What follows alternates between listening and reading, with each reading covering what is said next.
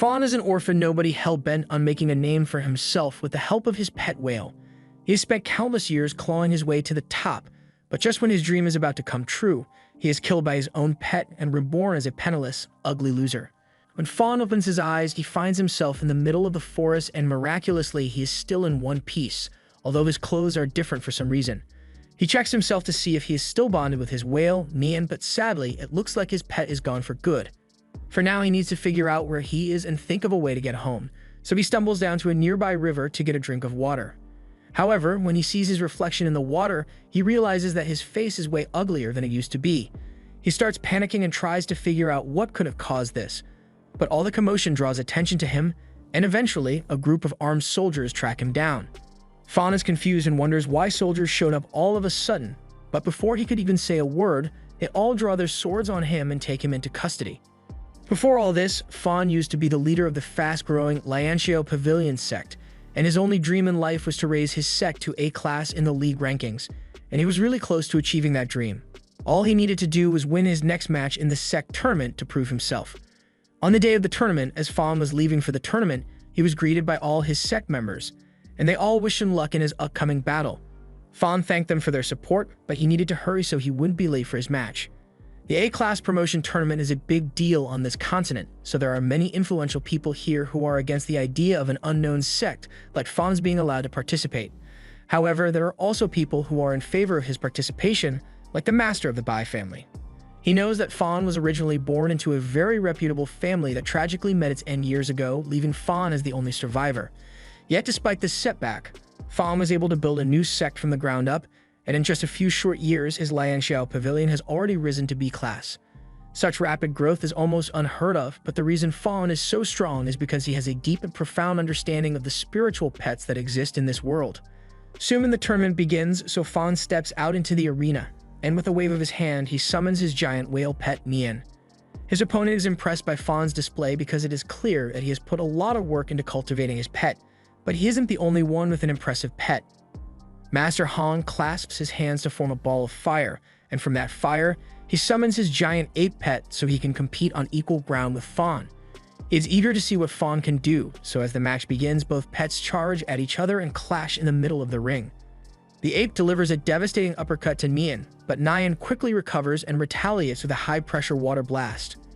Fawn then instructs Nian to attack Hong directly, so Hong is forced to run and dodge until the ape grabs Nian by the mouth and starts swinging it around the stadium. The organizers really should have invested in a barrier or something because the wind from Nian's tail alone is causing a lot of trouble for the spectators, and when the ape throws the whale, it totally would have squished all those people if Fawn hadn't regained control in time. He then flies into the air with Nian and prepares to use one of his special moves, but Hong was expecting it, so as Nian water attacks, Hong and his ape are able to block and evade with ease. The ape then flies into the sky, and it must have filled its ultimate bar or something because it unlocks a new form and throws a fire fist straight at Fawn and Nian. Some of Fawn's supporters are starting to get worried because that giant fist looks pretty intimidating, but Fawn isn't worried. He came into this fight fully aware of how skilled Hong is, however he's still confident that he can win because he has a special trick up his sleeve. He performs a technique to ascend his whale to its second form, and as the fire fist approaches, Nian swallows a whole. The ape keeps attacking, but with Fawn's skill, Nian is able to swallow the energy of all the attacks until it finally spits it back at the ape. But just when it looked like Fawn was about to win, something strange began happening to Nian.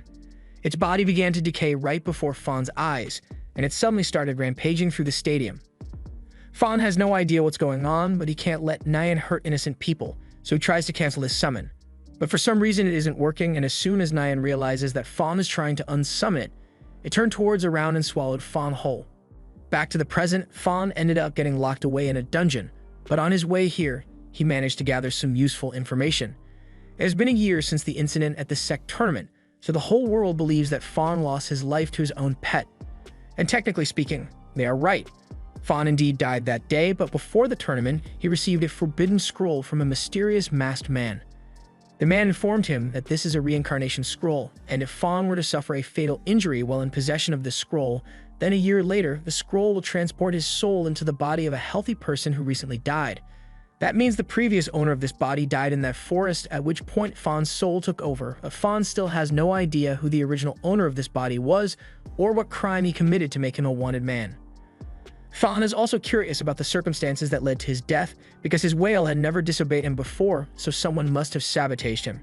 Either way, he's going to need to get out of here if he wants to gather more information, so he tries summoning the spiritual pets of this body to see if they can help.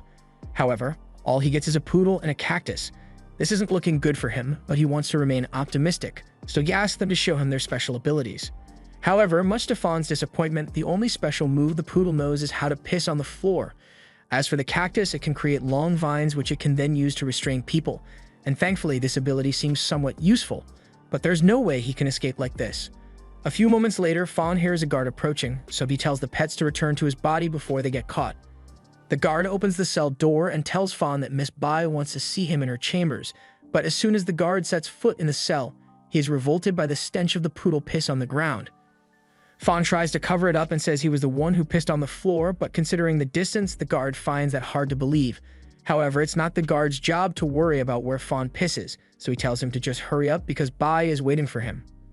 Along the way, Fawn tries asking the guard why this bad lady wants to see him because considering how he was arrested, he is worried that he might get tortured, but the guard doesn't answer any of his questions. They eventually arrive at Bai's room, so the guard knocks on the door and tells her that he has brought the prisoner as she requested. Bai is pleased, so she tells the guard to leave Fawn here and return to his duties, but while the guard wasn't paying attention, Fawn managed to untie his hands.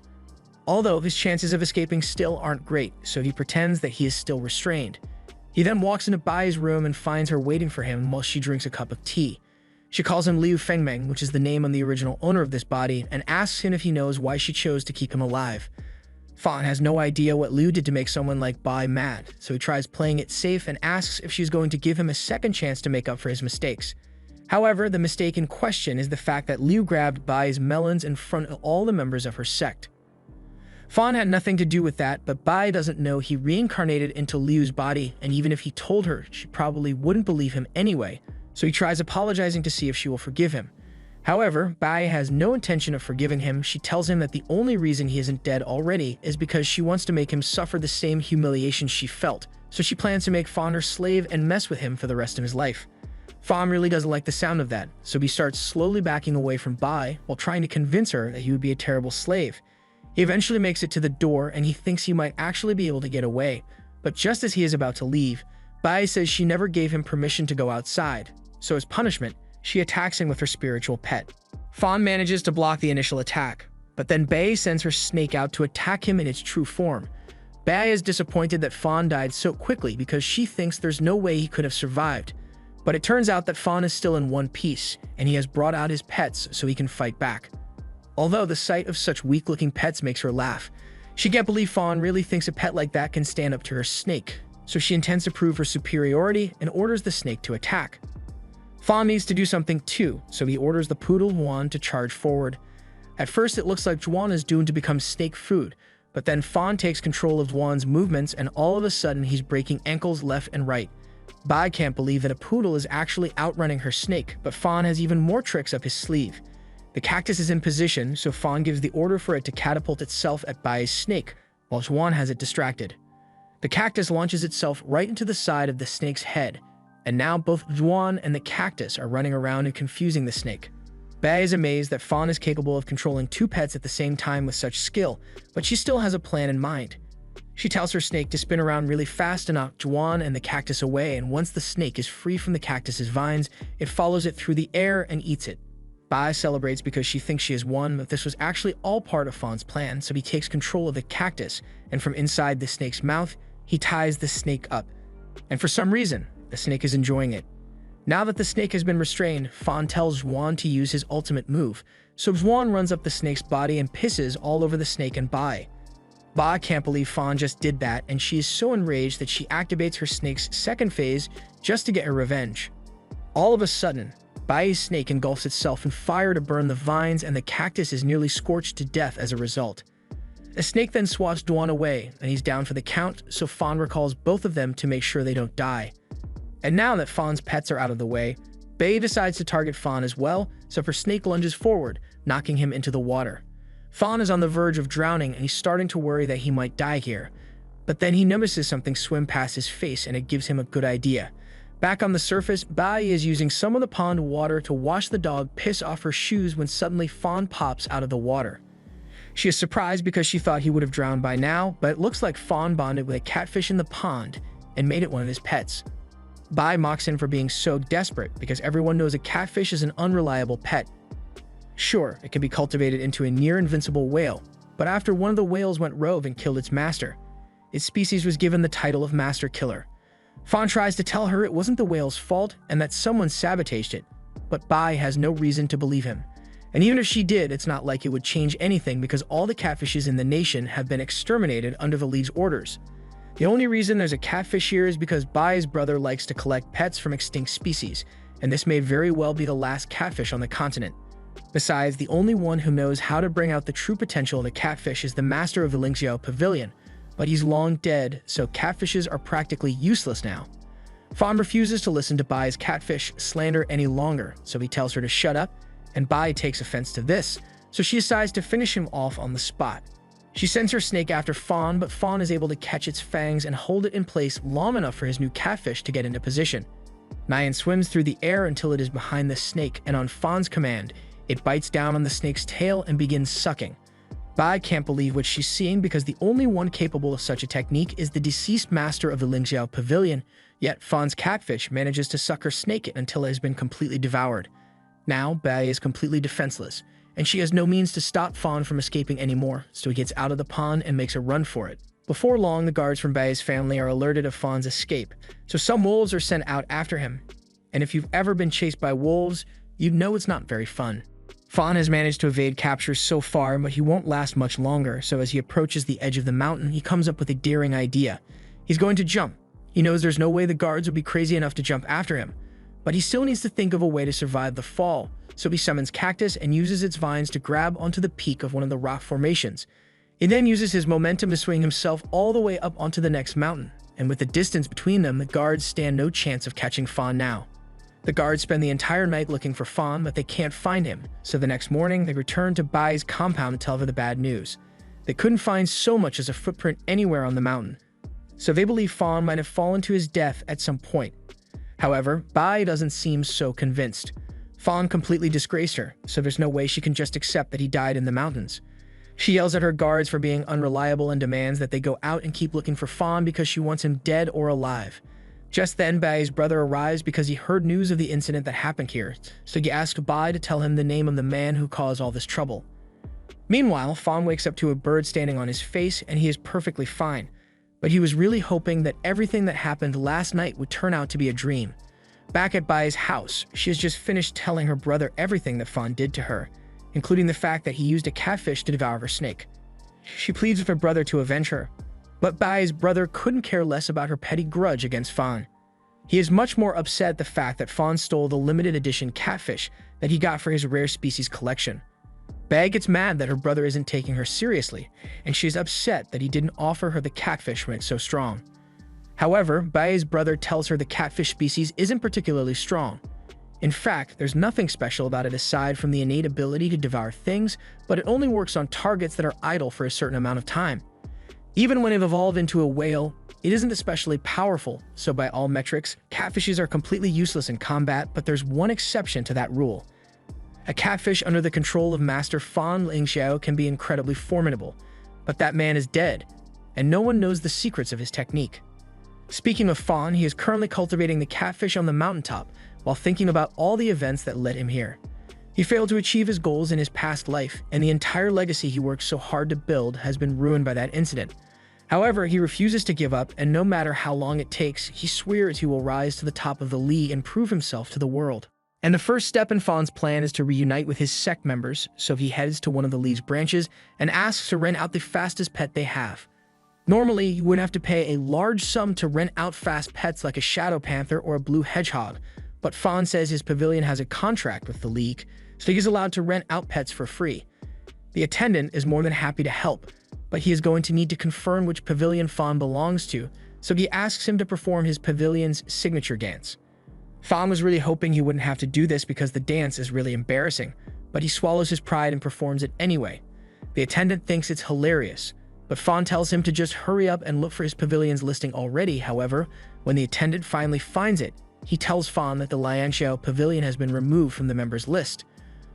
Fawn died in May last year, and as a result of the death of its master, the Lingxiao Pavilion was demoted to C class. Then a few months later, the League issued an order to exterminate all catfish pets, and since the catfish was the pavilion's signature pet, it was demoted yet again to D class. Finally, a few months after that, they were attacked and robbed by mass sects, and due to the heavy losses that the pavilion suffered, they were subsequently removed from the League registry. Fawn can't believe all that happened in the span of a single year, but if all this is true, then he needs to hurry back to the pavilion as fast as this pig can take him. But before that, he needs to stop at a pet service center so he can take care of Tuan and Cactus. Fawn arrives at the service center, and upon entering, he goes to talk to one of the receptionists at the front desk. She asks him how she can help, so Fawn explains that 2 of his pets were severely injured a while ago, so he would like to get them fixed up as soon as possible. The receptionist takes his pets and tells Fawn he can come back to pick them up later on, so Fawn decides to do a little more shopping. He goes to buy a defense scroll so he can train his pets, and luckily, he managed to arrive just in time to receive the final defense scroll that the shop had in stock. However, just before the clerk could hand it to Fawn, a man walks in with a tied-up girl and demands to buy the scroll instead. The clerk apologizes for the inconvenience, but Fawn was here first and store policy says it's first come, first served. The man doesn't like being told no, so he becomes belligerent and threatens to burn Fawn to a crisp if he doesn't get what he wants. This is really bad for Fawn since he doesn't have his pets with him to defend himself, but just before Xu could begin his attack, he recognizes the face of Liu, and he was apparently good friends with him before Fawn took over. He pulls up a chair and asks how Liu has been since it has been a few days since he last heard from him, but Fawn doesn't want to explain that Xu's friend is actually dead and he took over Liu's body, so he makes up a fake story and says he has been sleeping at home. He wants to end this conversation as soon as possible so he doesn't get himself into trouble, but all of a sudden, Stu asks Liu if something is wrong with him, because the Liu he knows would never pass up an opportunity to drink, so it's odd that he hasn't even attempted to down any liquor yet.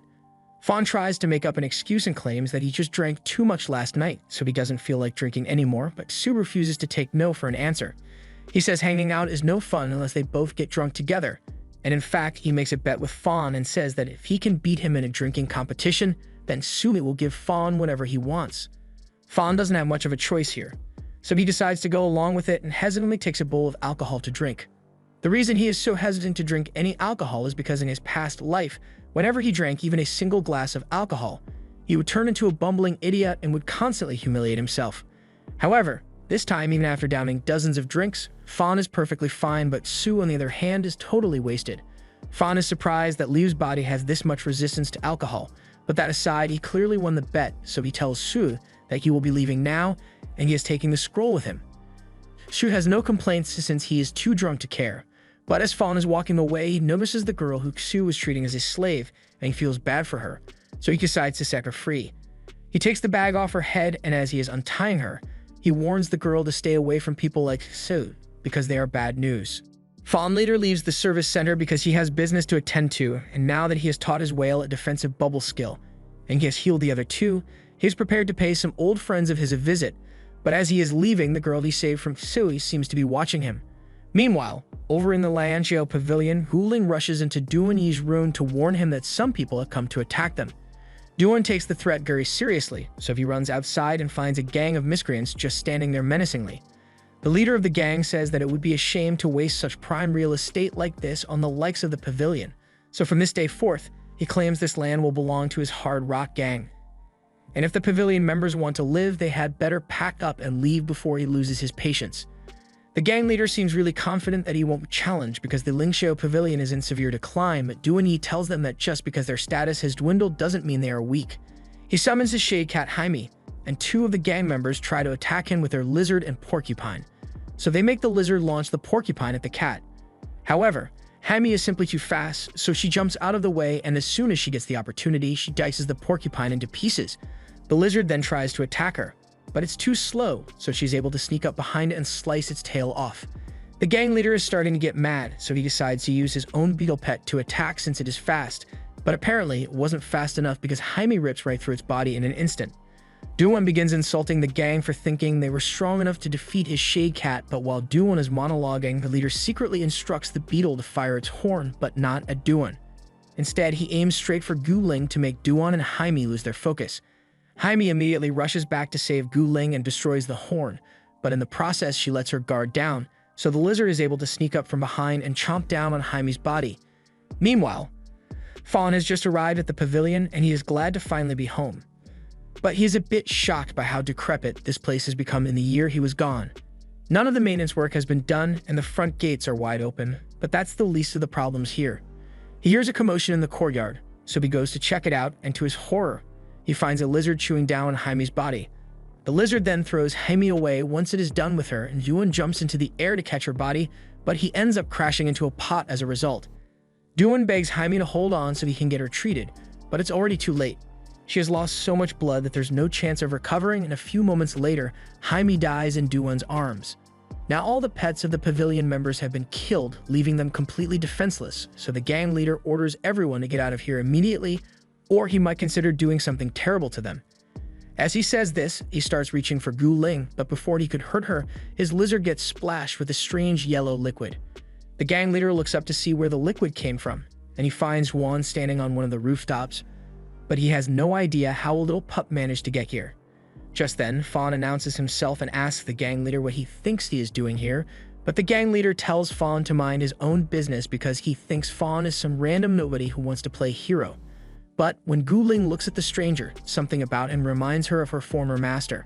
Fawn refuses to let a bunch of gang members take over the land he worked hard to earn, so he sends one in to attack, but the gang leader thinks Fawn must be stupid because there's no way a puppy could ever compare to a dragon lizard.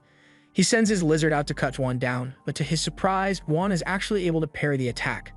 This makes no sense to him because the lizard should be several times stronger than the puppy, but the surprises don't end there because Fawn instructs Juan to use his new special move, so he runs forward and headbutts the lizard in the stomach.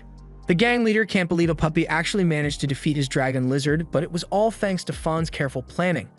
Juan's urine attack is called Feeble Urine, and it has the ability to make anyone who gets covered in it several times weaker, so as soon as the lizard got sprayed at the start of the fight, Fawn had already won. The gang leader still doesn't understand how this could have happened to him, but he refuses to lose after coming this far, so he orders all his men to summon their backup pets. The gang members do as instructed, and they plan to attack Fawn directly to make him pay for humiliating them, but Fawn isn't too worried. He pretends to be scared and runs out of the gate to lure the pets outside, and the gang members eagerly follow him because they think they really have Fawn cornered. However, when they get outside, they can't find Fawn, and they realize all their pets are gone. Just then, Fawn speaks up and tells Nyan to thank the kind men for giving him so many tasty pets to eat, and as soon as the gang members realize that Nyan is a catfish, they start freaking out. The League ordered all catfishes to be exterminated months ago, so they threaten to report Fawn for possessing a catfish, but Fawn threatens to just have Nyan eat them alive if they report him, so the gang members apologize for their earlier statements and leave because they don't want to die. Once the gang members are gone, Hu Ling comes out because she wants to thank Fawn for all his help. However, to her surprise, as soon as Fawn sees her, he gives her a big hug, saying he missed her a lot. Of course, Gu Ling still has no idea who this guy is, if she doesn't know how to react to this sudden hug. She asks Fawn if she has met him somewhere before, so he's about to explain that he is Master Fawn Lian Xiao, and that he reincarnated into this body, but then he remembers what happened with his whale. Someone must have sabotaged him that day to get him killed, and he still has no idea who did it, so until he finds more clues, he can't reveal his true identity to anyone. He decides to introduce himself as Liu Fengmeng for now and apologizes for hugging Gu Ling out of nowhere, but now that the bandits are gone, he tells Gu Ling that they need to go check on the others inside.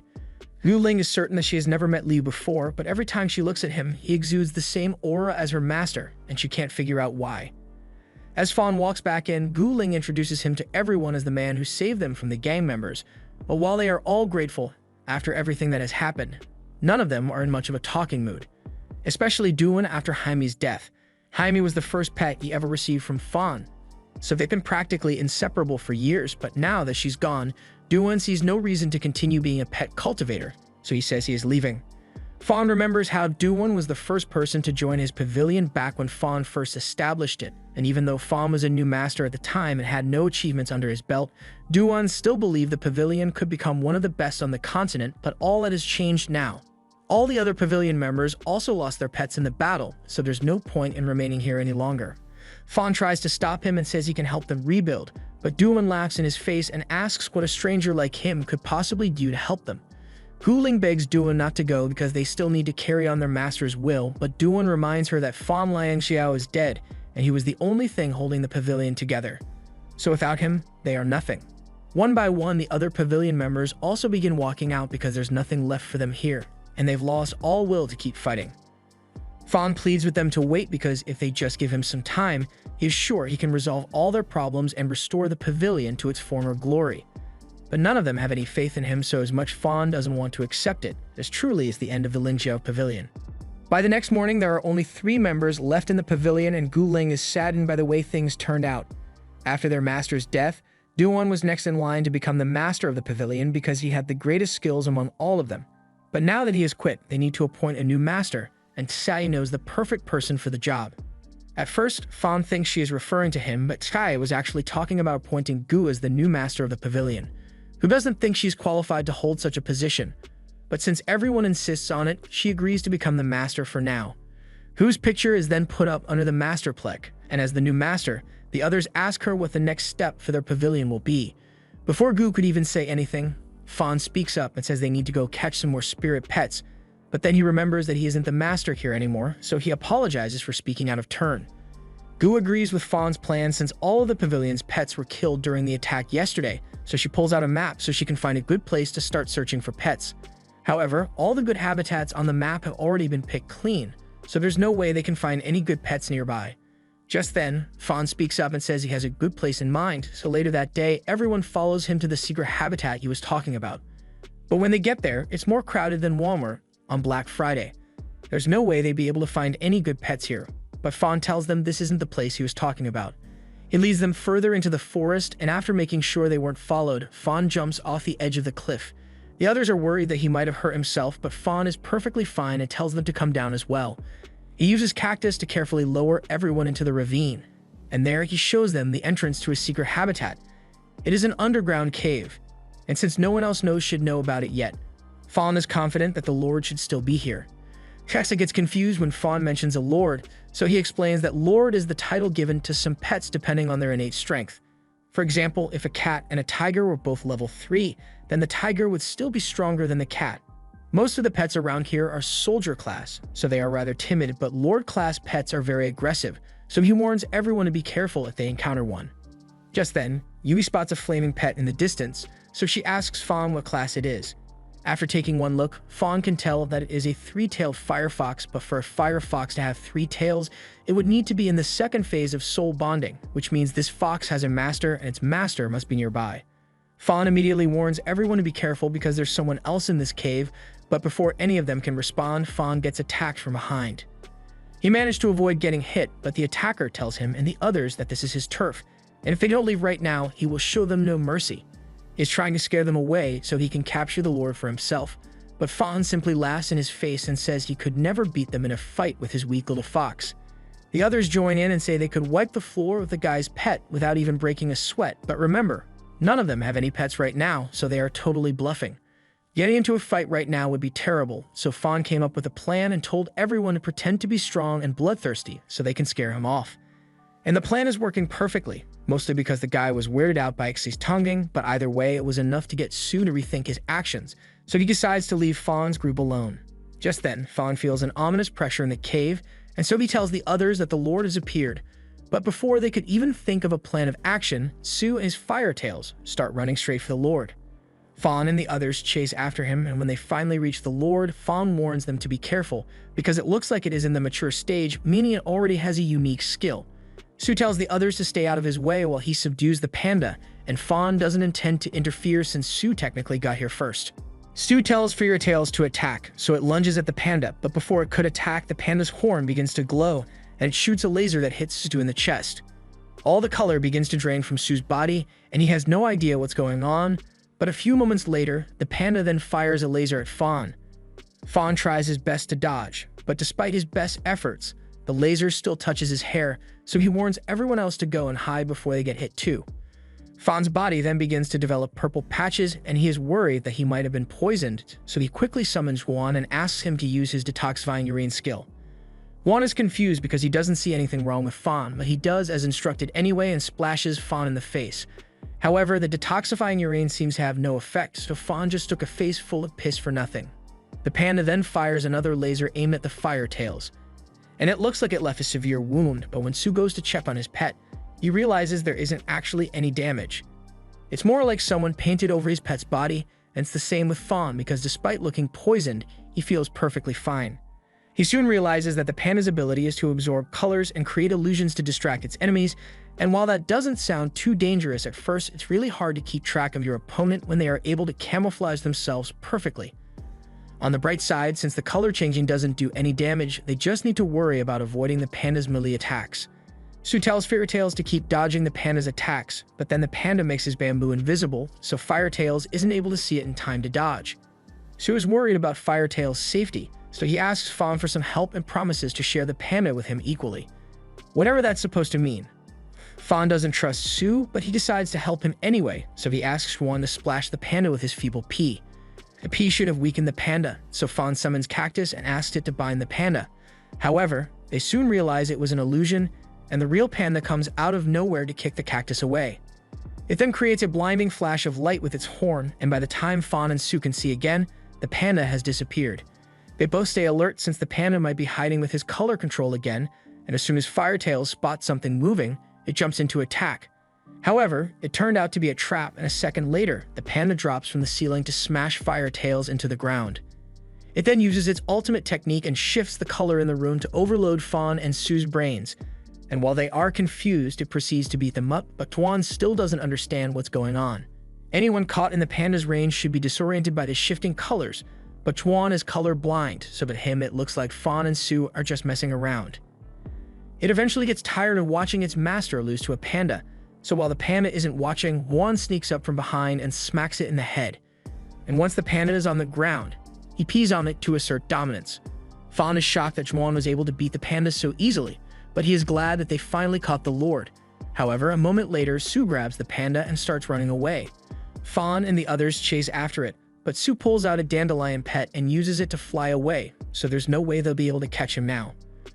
Fawn is disappointed that they wasted so much effort today and another Lord won't spawn here for a long time, so he suggests they just go to the market tomorrow to find some pets for everyone. Later that night, Sue carries the panda to the Temple of the East Sect, and as he arrives at the gate, he tells the guard that he is here to see Mr. Yo. The guard leads Sue to Yo, and Yo is pleasantly surprised that Sue was capable of capturing a lord all on his own. However, Sue didn't come here for empty compliments, he just wants Yo to keep his end of the bargain and release his pet.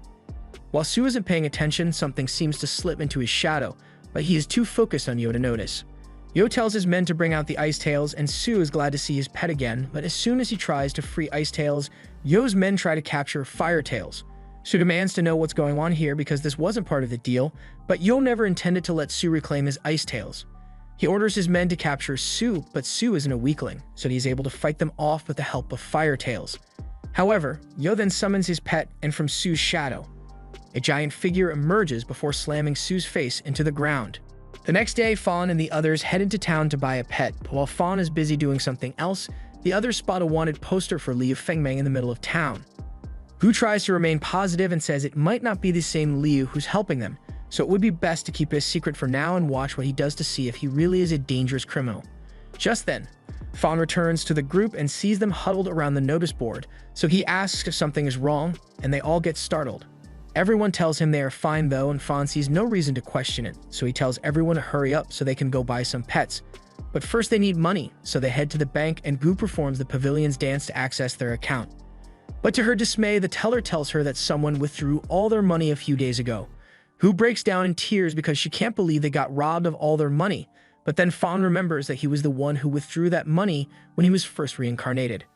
Luckily, he didn't spend all of it, so he tells Gu he has some money they can use to shop for pets, although he decides to leave out the part about how he got it. The four of them then head out into the market, and as soon as they get there, Gu falls in love with this scent skipper.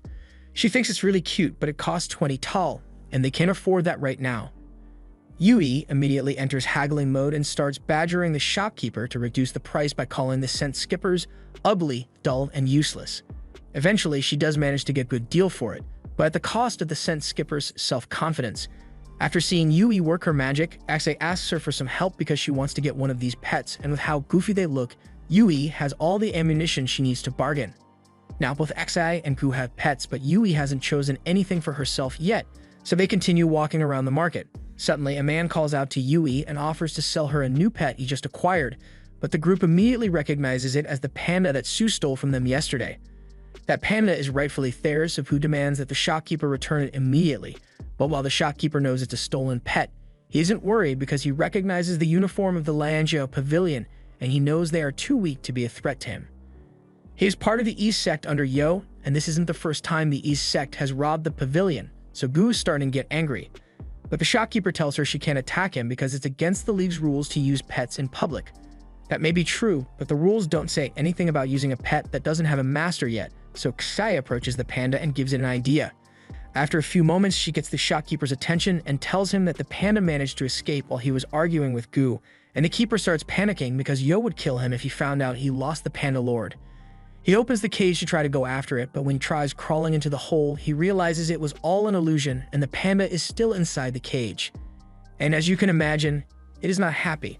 The shopkeeper gets knocked out in one punch, but the panda is still dangerous, so Fawn is worried it might hurt someone. However, Yui tells him he doesn't need to worry. She approaches the panda and tells him the story of how her sect has fallen into ruin, and the entire time she was powerless to help her friends. So she asks him to become her spiritual pet so they can both get strong together. The panda sympathizes with her, so it agrees to become Yui's pet. But this is the first pet Yui has ever had, and she isn't familiar with the bonding process, so Gu explains how it's done and shows her the correct position. Once the ritual is complete, Yui has officially bonded with the panda lord and Fawn is happy for her, but a moment later, he notices Firetails tied up in the shop. From what he recalls, Sue really cared about Firetails, so Fawn finds it hard to believe that Sue would sell his pet so easily. Fawn releases the Fire and Ice Tails, and they tell him that Sue was captured and is being held hostage. Kexi asks Fawn if they should try to save him, but the East Sect is a lot stronger than they are, and their leader is as strong as a spirit general, so they are severely outmatched. However, Fawn says he knows of a way that they can beat the East Sect, so he tells everyone they should head home because he has something he wants to show them. Before Fawn died, he had hidden several upgrade pills under a tree, and with these pills, everyone will be able to make their pets stronger. Meanwhile, over in Yo's sect, Sue is chained up and is being tortured in order to force him to dissolve the contract he has with his pets. But even if Sue were to do what Yo wants, he knows he would still be killed regardless. That same night, Fawn and the others begin their raid, and Sue can hear all the commotion outside, but he has no idea what's going on. Eventually, Fawn's group arrives at Sue's cell, and they are here to bust him out. After releasing Sue, Fire and Ice Tails run over to him, and he is so glad to see that they are okay. But he doesn't understand why Fawn would go so far to help him. However, Fawn simply tells him that they are here on a mission today, and Sue is pretty strong, so they could really use his help. That's all Sue needed to hear, so he grabs his shirt, and everyone heads out to raid the East Sect. A little while later, Yo arrives and finds a bunch of his guards beaten up on the floor. The guard tells him they are being raided, and Yo is surprised that someone was bold enough to raid his sect. Fawn is currently looking for Yo so he can challenge him, but he accidentally stumbles across Yo's treasure room instead, and this is honestly way better. There are a ton of rare things here, including rare antiques, advanced scrolls, and even upgrading material. This works out really well for Fawn since he can finally upgrade Teddy and Cactus out, but upgrades take a while, so he's going to have to wait until after he has defeated Yo. However, just then, Yo emerges from the shadows and tells Fawn he is willing to share those upgrade materials with him if he joins the East Sect. Fawn tells him he appreciates the offer, but he is already part of the Lianjiao Pavilion and he is here to avenge them. Yo tells Fawn that if he really wants to avenge the pavilion, then he should be going after the traitor who set up their master and got him killed. Fawn refuses to believe that one of his pavilion members really betrayed him, and Yo doesn't intend to waste any time convincing him, so he begins his attack and aims right for Fawn's eyes. Luckily, Cactus is able to pull him to safety, but Yo sends his shadow pet after him again. Fawn runs through the treasure room to try to get away from it, but the shadow is too fast, so he starts grabbing antiques off the shelves and throwing them at it. He wasn't expecting the antiques to do much, but to his surprise, the shadow actually stops chasing him because Yo cares a lot about these antiques, so he's putting them back on the shelves with him. That gives Fawn an idea, so he instructs Teddy to punch a vase off the top shelf, and when it hits the floor, Yo screams because that thing cost him a ton of money. Right after that, Cactus jumps up onto a shelf and proceeds to pull it down onto Yo to bury him, but just when Fawn thought the fight was over, Yo's shadow stabs him through the chest. He realizes the shadow is too strong for him to defeat on his own, so he needs to regroup with Gu and the others as soon as possible. Gu's group has just finished releasing all the pets that Yo held captive, but then she hears an explosion coming from the area Fawn went to, and she is starting to get worried. Fawn eventually makes his way over to Goo's group, but he is heavily injured, so he asks the others to buy him some time while Goo's scent skipper heals him. Just then, Yu's shadow arrives and goes straight for Sue, but before Sue could be hurt, his Fire and Ice Tails jump in to save him. Fairy Tails tries to blast the shadow, but the shadow vanishes and then reappears behind Sue. It is about to knock Sue out, but Ice Tails shoots the shadow before its punch could land. The shadow then slinks away, so Fawn tells Yui to use her panda's light skill to weaken the shadow. It seems to work since the shadow is forced to back off and the scent skipper has finished healing Fawn, so he can finally rejoin the fight. However, his pets are still in the middle of the upgrade, so Fawn won't be able to use them for a while. The rest of the pets coordinate their attacks, and while Fire and Ice Tails restrain the shadow, Kite prepares to use Thornback as a kinetic bomb. However, Yo refuses to let his shadow be defeated so easily, as he awakens its second phase and covers the shadow in bone armor. The buff makes the shadow strong enough to break free from the twin tails, and it is easily able to knock out all the pets nearby. Now, everyone except Guling has been defeated, and since she is the master of the pavilion now, Yo is going to enjoy crushing her. The shadow raises its hand to attack, but just before it could slash Gu, it is stopped by Fawn's catfish. Fawn's pet upgrades are finally done, so Nyan has gotten a lot bigger and is more versatile in combat. Yo can't believe that he is really looking at catfish because they were all exterminated months ago, and Gu is just as surprised as Yo is because the only person she knows who can wield a catfish like this is her master. Fawn manages to push Yo's shadow back, so Yo switches tactics and decides to use ranged attacks. Nyan flies around to dodge the shadow spikes, but he eventually gets stabbed in the gills, and from there Yo's shadow pins him to the ground. This would normally be really bad for Nyan, but luckily, Fawn bought a bubble defense scroll a while ago, so he's able to push the shadow away, and at the same time, Fawn instructs Cactus to restrain the shadow, so vines emerge from the ground to hold him down. And now that the shadow is stuck in one place, Nyan can work his magic. He bites down on the shadow's head and begins sucking, but Yo knows what happens next, and he absolutely refuses to let Shadow get devoured. He tells Shadow to escape at any cost, so Shadow digs his claws into Nyan's sides, but Nyan keeps sucking like his life depends on it. Shadow tries anchoring itself to the ground, but Fawn already planned for this, so he tells Nyan to drag Shadow into the sky. Now Shadow has nothing to grab onto, so he is helplessly sucked into Nyan's belly. Shadow's physical form has been destroyed, but as long as his core remains, Yo will be able to resummon him, so they need to destroy it quickly. Sue sends Fire Tails after the core, but before it could be destroyed, Yo uses what's left of Shadow to punch Fire Tails away. The core is damaged in the process, but is still in one piece, so Fawn and Nyan start running over to smash it. However, before they could do that, two shadowy hands emerge and pin them to the ground. Fawn has no strength left in him, and if Yo manages to resummon Shadow, then all they are doomed because everyone has been knocked out. But just as Yo is about to summon Shadow again, that girl Fawn saved in town shows up out of nowhere and smashes the core. She's a little confused since she doesn't know what's going on here, but Yo attacks her, so she sidekicks him with her hoof. And if you've ever been kicked by a deer, you know Yo just lost a bunch of teeth and ruptured his spleen. The girl has been following Fawn ever since he saved her because she is grateful, but also because she has a crush on Fawn. However, she is too shy to admit that, so she covers her face and runs into the forest, leaving Fawn very confused. A little while later, everyone wakes up, so they begin gathering all of Yo's treasure, but Sue gets a little greedy and demands 70% of the profit for himself. Luckily, after Fawn upgraded Teddy, he unlocked a new ability, Amnesia Piss, so Fawn sprays Sue with it, and he suddenly forgets what he was talking about. She then convinces him that he agreed to give up his share of the loot as an apology for stealing the panda last time, and Sue doesn't question it. Now that that's been settled, Fawn tells everyone to go pick out any suitable pets from Yo's collection. Just then, Fawn finds a fire steel ball, and he thinks it would suit him well, so he prepares to form a contract with it. For some reason, he faces some resistance, but with his mastery of pet bonding, he is eventually able to form the contract. However, moments later, Fawn feels a strange pressure within his body and collapses to the ground. The others rush over to check on him, and the next morning, Fawn wakes up in his bed with She standing over him. She got really worried when Fawn collapsed out of nowhere, but since he's awake now, she and Yui are going to make him a good meal to restore his strength. Fawn doesn't understand what happened to him earlier, but he remembers being attacked by a strange force right after he tamed the steel ball. That aside, he is glad they managed to acquire all those upgrading materials from the East Sect, because now everyone's pets will be able to level up. Speaking of which, he recalls that catfishes get a storage space when they level up, so he asks Nyan to take him inside because he wants to check out how big it is. Nyan is happy to oblige, so he swallows Fawn, and Fawn is pleased with how it looks. With this rate of growth, everyone's pets should be able to reach the third stage of soul bonding before they D-rank sect assessment in a few months. But before all that, Fawn needs to figure out who the traitor who sabotaged him in his past life was. There's no way it was Gu Ling or the others here, so he believes it must be someone outside his sect who betrayed him. But until he figures out who that person is, he's going to have to stay on guard. Just then, Fawn recalls that he used Nyan in front of Gu, so he should probably go talk to her about it. He finds Gu out in the shrine she made to honor her deceased master, and she apologizes for making Fawn put in so much work for the good of the pavilion when he is still a newcomer. But ever since Fawn joined them, she feels like they might truly be able to restore the pavilion to its former glory. Fawn tells her that he didn't do anything on his own and it was all a team effort, but that aside, there's something he needs to talk to her about.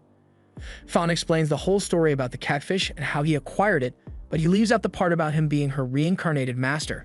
Gu admits that she was shocked when she saw him using a catfish, but putting that aside for now, there's something she wants to show him. She pulls out the wanted poster she saw in town and asks Fawn if it is really true that he's a lecherous chest grabber. Fawn was really hoping he could just forget the whole incident with Bai, but he still has no idea what Liu did to make her so mad. He swears to Gu that he isn't a pervert, and this whole thing is just a huge misunderstanding. And Gu believes him because he has proven himself to be a trustworthy ally. He has been here for several days now, and Fawn hasn't exhibited any degenerate behavior. And she feels like she has known him for years, even though they just met. The way Fawn behaves, the way he handles enemies, and the way he controls his catfish all reminds her of her master, and she knows the similarities are no mere coincidence, so she asks Fawn to tell her the truth. She wants to know if he's her master. She and Yui are listening in on the conversation, but they only heard the part about Fawn possibly being a chest fondler, so they are waiting to see what happens. Meanwhile, Fawn is contemplating whether he should tell Gu the truth or not. He still hasn't figured out who the traitor was, and until then it would be dangerous to reveal his identity. So he decides to keep it a secret, and to convince Gu that he isn't her master, he grabs her by the shoulders and says he is Chronic Gunner. As soon as Yui and Shai hear that, they barge into the room and tie Fawn up for his behavior. He really wishes he didn't have to ruin his image like that, but at least this way his secret is safe, so he can continue investigating. She then takes him away so he can reflect on his actions, and Yui asks Gu if she really thinks Fawn is related to their master somehow. Gu admits that she thought that initially, but if Fawn really is a degenerate, then there's no way he could have anything to do with their master. Regardless, their priority right now should be to prepare for the D-Class promotion tournament, because they need to advance their sect. A few days later, it is finally time for the tournament, and the group is going to be traveling on these pigs, and she seems enthusiastic, but she has never ridden one before, so she ends up crashing into a tree. Gu apologizes for not being able to arrange better transportation for the group, but their budget is really tight, so this is the best they've got. They eventually get on the road, and they are all pretty nervous since they've been working hard to prepare themselves for this day. All the plane factions are going to gather on the competition island, and normally only around 4 or 5 plane factions participate each year. Just then, Fawn notices someone following them, but it turns out that it's just that sheep girl from before. She has been spying on Fawn for a while now, but whenever Gu tried to talk to her, she would get embarrassed and run away. Gu assumes the girl is just really shy, and there's no need to be concerned about her following them, so they continue traveling to the examination center. Once they arrive at the center, they are surprised to see so many people gathered here. As they walk up to the registration desk, all the other participants begin insulting them, and it's really starting to get on Xi's nerves, but Gu tells her to just ignore them. They eventually make it to the registration desk, and Gu is pleasantly surprised to find out that the examiner is an old friend of hers, Master Li. Li is just as happy to see her, and Gu walks up to register. But before that, she asks why there are so many participants this year. Li tells her it's because of the pavilion, but Gu doesn't understand what he's talking about, so Li explains that after the Lianzhou pavilion's decline, a lot of its resources were stolen by the various unknown factions of criminals. And thanks to the materials they stole, they were able to qualify for the promotion exam. The criminals shamelessly mock the pavilion for being such an easy target, but Li tells everyone to shut up. He then addresses Gu, and as much as he hates to say this, there are only 8 spots on the roster, so if Gu wants the pavilion to participate in the tournament, then they are going to have to fight with the other factions to decide who gets to qualify. All the factions there begin laughing at the pavilion because they believe its members are too insignificant to put up a decent fight, especially with a weakling like Gu as their master. However, Fawn gets in front of her and asks if she remembers the names of the factions they robbed the pavilion. Gu tells him it was the Hongfu, Guangshao, Shengnan, and Yayang were responsible, so Fawn calls them out. Fawn remembers the Hongfu faction and its leader in particular, Wang Fuge. A couple of years ago, the Hongfu faction got robbed, so Wang came to Fan begging for assistance. If it weren't for Fan's kindness towards Wang, the Hongfu faction wouldn't exist today, but Wang couldn't care less. Running a faction is a cruel business, and hair replacement surgery isn't going to pay for itself, so he's got to do what he's got to do. And as soon as he saw an opportunity to rob the pavilion, he did so with no remorse. Fan is disappointed that Wang would stoop so low, but hearing him talk about it so shamelessly makes it a lot easier for Fan to take his revenge. Fan summons Teddy, and all the opposing factions are shocked because Teddy is level 8. They had thought the pavilion wouldn't have any strong pets left. Wang encourages his men to stay focused because a single dog can't beat all 3 of them. However, a moment later, all their pets get grabbed by an uprated cactus's vines, and Teddy seizes the opportunity to run up and pee on Wang. And with Teddy's new level, he unlocked Poison Pea, so Wang doesn't have long before it takes effect. He starts calling over to the other criminal factions to help him take Fan down. But to his dismay, he finds out that all the pavilion members have leveled up their pets and were able to easily defeat the other factions. Fan then grabs Wang by the shirt and demands that he, along with all the other factions that robbed the pavilion, must return everything they stole with 200% interest. The other factions' leaders are so scared that they immediately agree to pay the pavilion, and Wang says he is even willing to become Fan's hype man just so Fan will undo the poison. Fan is starting to feel bad because Wang looks even uglier with purple duck lips, so he throws him to the ground and tells Teddy to spray him with some detoxifying pee. Lee is truly impressed by the strength of the pavilion, and since those 4 problematic factions have dropped out of the tournament, the pavilion has secured its spot on the roster. The factions that will proceed from this center will be the Lianxiao Pavilion, Wanwu Gate, and Beimu Study. Just then, Shai realizes that Su is here, and she is shocked that he's a member of the Beimu Study.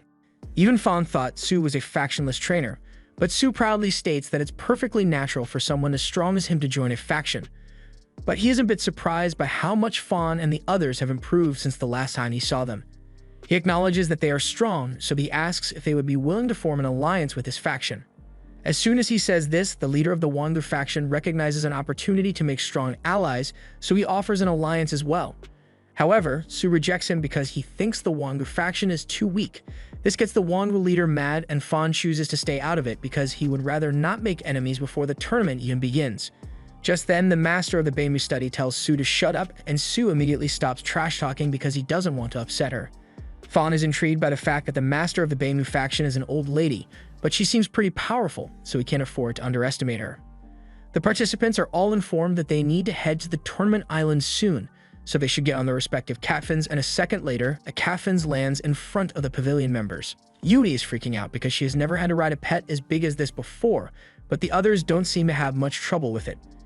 After arriving on the island, they are greeted by another examiner named Lu, and she is surprised to see that the pavilion is here. Lei explains that they will be participating in this year's tournament, and that Gu has become the new master of the pavilion, so Lu rushes over to tell Gu that she's a huge fan of the pavilion. It rose to power so quickly under Master Fan's leadership, and he was always able to defeat his opponents with overwhelming skill. But it's a shame that the pavilion declined after his death. Gu tells Lu that they are here to restore the pavilion to its former glory, and Lu is glad to hear that, so she wishes Gu and the others good luck. The leader of the Wangu faction doesn't think it's fair that the examiners already like the pavilion so much, but it would be best for him to get on the pavilion's good side since they seem strong. A little while later, Lu gathers everyone and tells them she's about to hand out an item that's very important for the tournament. She pulls the rings off one of her pets and puts it on Gu's wrist. She then explains that it is a new pet developed by the League. It's called a consonance, and when a player wears a bracelet from the consonance's head, it is able to collect real-time data, allowing the examiners to keep track of each player. She informs everyone that there are 3 rules in this tournament. You must wear your bracelet at all times, you can't fall in the water, or you're disqualified, and it is forbidden to attack anyone who has surrendered. Breaking any of the rules will result in immediate disqualification. And now that everyone is clear on that, it is time for them to be taken to their starting locations. The test will be beginning soon, so Lu is going to have to leave the island. But before she goes, she tells Gu that she sincerely hopes the pavilion can make a comeback. Meanwhile, the Bai family is heading for the examination center, and once they arrive, Bai Tanshu greets Lord Li. Tanshu is a supervisor of the competition, so he apologizes for being late. He also brought his little sister, Bai Liansu, with him because she said she wants to observe. Liansu heard someone mention the Lianxiao Pavilion earlier, and she recalls that they used to be a B-class faction. But it's pitiful that they are now starting over from scratch. Lu doesn't trust the Bais because rumor has it that Master Fan's death was caused by someone related to them. However, Tanshu tells her that the rumors are not true. He is sure that his family would never do something as vile as to assassinate a master, and Lu begins apologizing profusely for saying such a thing about the Bai family. Tanshu tells her he doesn't mind since he understands where the rumors came from. At the time of the incident, both the Bai and Lianqiao factions were B-class, so it makes sense that people would think they were competing with each other. But Tanshu was lucky enough to get to face Master Fan in a duel before he died, and even though they were the same age, he was so strong that Tanshu stood no chance. He has nothing but respect for that man, so what happened to him was truly a shame. That aside, the competition is about to begin, so Li asks Tanshu to come outside to announce the beginning of the tournament. The island begins to transform, revealing a vast arena, and all the consonances are activated to keep track of the participants. A chunky consonance on top of the mountain then spits out a bunch of glowing orbs, and they are scattered all across the island. Li explains that there are 500 orbs in total, and participants will earn points for each one they collect. Once 300 have been collected, the next phase of the tournament will begin, but she is a little surprised that all they need to do is collect the orbs because it seems a little too easy. But when Gu placed one next to her ring, it is absorbed and a point is added to their total, so maybe it really is that easy. She then spots another orb nearby, so she goes to pick it up, but before she could grab it, a gopher pet grabs it and runs away. The rest of the orbs across the island are also starting to disappear, so the other teams must have started collecting them as well. She is worried that if they don't act quickly, then all the orbs will be taken, so Fan comes up with a plan. Considering the fact that there are only 500 orbs on the island and the next phase will start once 300 orbs have been collected, then they need to gather 20 orbs to guarantee a spot at the top. That means each member needs to gather at least 5 orbs, and they'll all meet back here once the phase is over. Meanwhile, in the exam center, Tanshu and Liansu are walking around, and Liansu is impressed by how quickly the teams are collecting orbs. She is especially surprised by one team because a member has already gathered 18 orbs. It looks like this consonant's pet is for the Tianyuan sect, and Li thinks they are quite interesting because they've been using a loophole in the rules to gather orbs quickly. That red symbol on the consonants means they've removed their rings, and according to the rules, as long as they put it back on within 3 minutes, they won't be disqualified. Once the Tianyuan group figured out the loophole, they gave their rings to their pets so they could gather the orbs for them, and it has been working out great for them. Just then, a man named Sheng Liao shows up holding all their pets, and he's got whatever this is for a pet, so he is able to wipe out all the members of the Tianyuan sect. Over in the control room, Liansu is shocked to see that all the members of the Tianyuan sect were eliminated at the same time. According to the consonances, the reason for the Tianyuan's elimination was because they didn't put their rings back on in time, but given how smart they were with the loophole, Li doesn't think they could have messed up the timing. He believes they might have been attacked, so he sends 2 examiners out to check on the situation. Meanwhile, Fan is busy collecting orbs with Teddy and Cactus, but after he absorbs one, a team nearby notices him, so he has to hide. The team belongs to the Hongluan sect, and Fan recalls that it's the same sect that Xu belongs to, so they might know Liu. Just then, Teddy runs out and starts licking the girl on the team because he recognizes her, and the girl recognizes Teddy as Liu's dog, so she knows he must be nearby and yells for him to come out. Meanwhile, elsewhere, Guling has just found an orb, but as soon as she picks it up, she gets jumped by a sect, and it looks like Duan Yi is a member. Gu is glad to see Duan again and asks him what he is doing here, but before that, he clarifies that he isn't a member of this loser faction. The 2 attackers tell Duan that they saw Gu first, so he had better get out of here unless he wants to become their next target, but Duan completely ignores them and continues chatting with Gu because it has been a while since he last saw her. The 2 nature faction members are now infuriated, so one of them summons a pet and tells it to attack, but before it could even do anything, it is torn to shreds by Duan's pet. Gu recognizes those paws and tails, and she is delighted to find out that Hemi is still alive, so she runs over to see her. However, as she gets closer, she realizes that something is really wrong.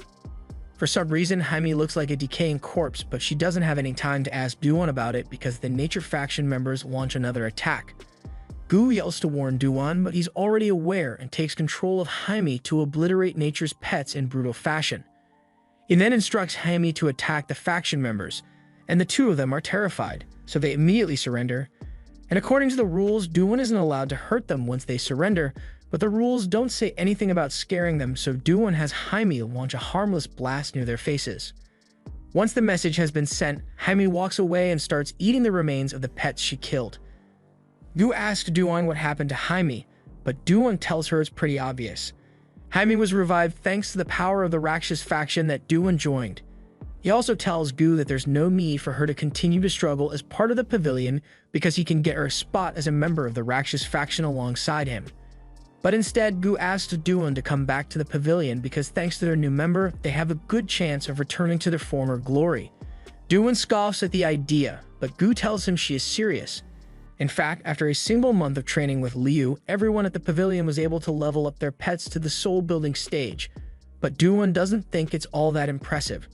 He says Liu is just a cunning outsider, and there's no way they could rejuvenate the pavilion with a few random pets. Gu admits that it will be difficult, but if Duan were to come back, she's sure they could make it work. However, Duan never wants to be associated with the pavilion again. He's not going to fight Gu in this tournament out of courtesy for everything they've been through together, but from this moment on, he thinks of her as nothing more than a stranger. Elsewhere on the battlefield, Shai and Thorn have just found their fourth orb, and Shai is really excited, but he is also upset because even though Thorn is in the 6th soul-building stage, he's still got that goofy look on his face. If it doesn't change soon, then people won't take him seriously when he becomes rich and powerful. While Shai was busy contemplating whether he should get a new pet to replace Thorn, Thorn went out to go grab the orb. Shai tries to stop him at first because there could be something nearby waiting to ambush them, but a few seconds pass and no one shows up, so Shai thinks it's safe. But as soon as he's about to absorb the orb, a boy comes out of nowhere and demands that he hand it over. Shai does a quick height check and determines that the boy must be a lot younger than him, so he wonders how he got here.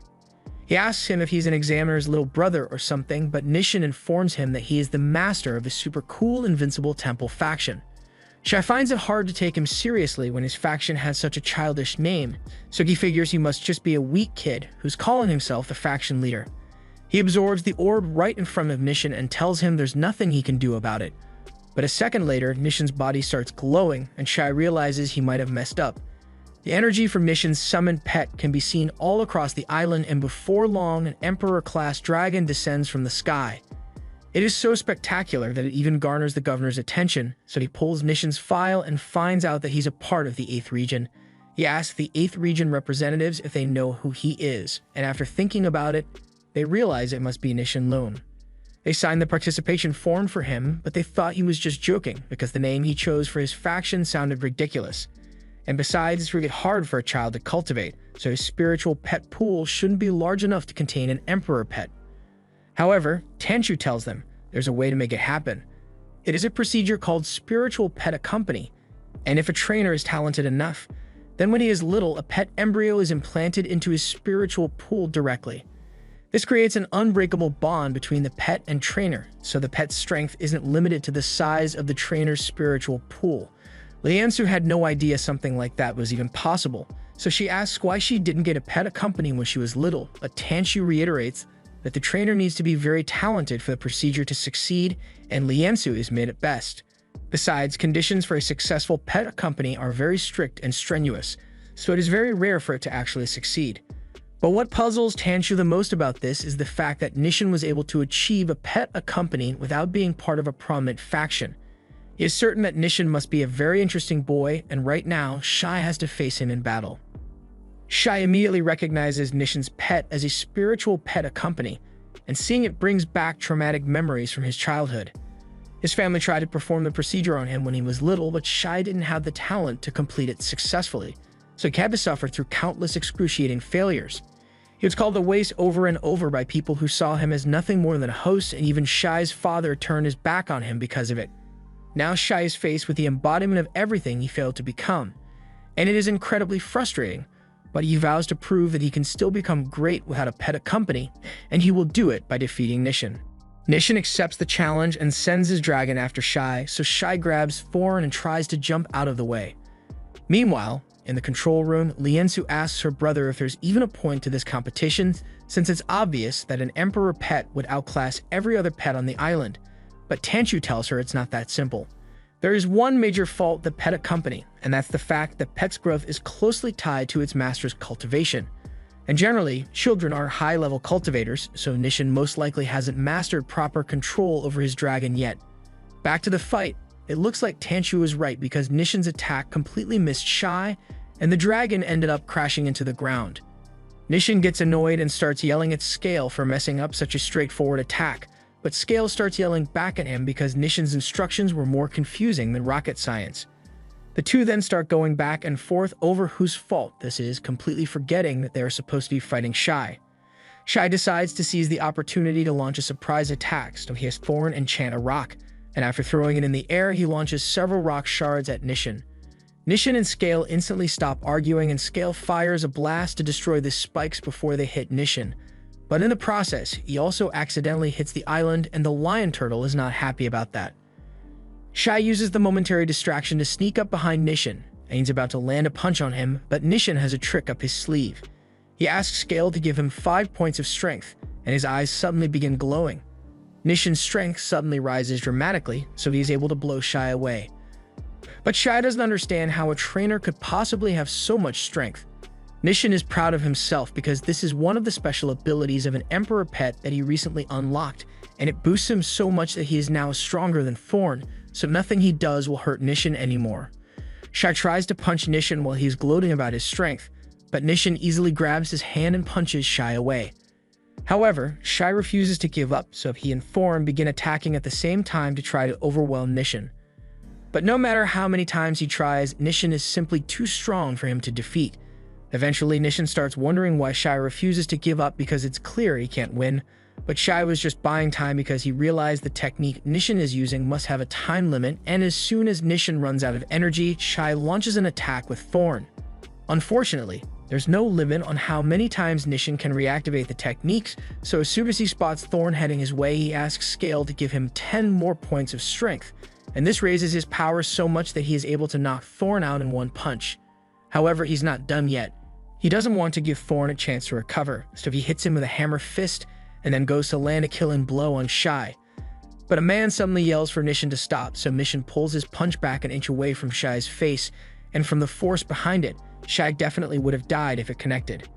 Nishan whines to his dad that it's not fair to interrupt his fight out of nowhere, but his dad points out that Nishan was totally about to murder that poor boy.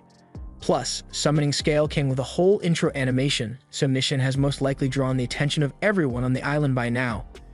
Nishan tries to defend himself and says Shai was being really annoying, so Nishan's dad goes up to Shai and attempts to resolve this peacefully. He tells Shai that he must have realized the difference in their strength by now, so he should understand that there's no way he can win.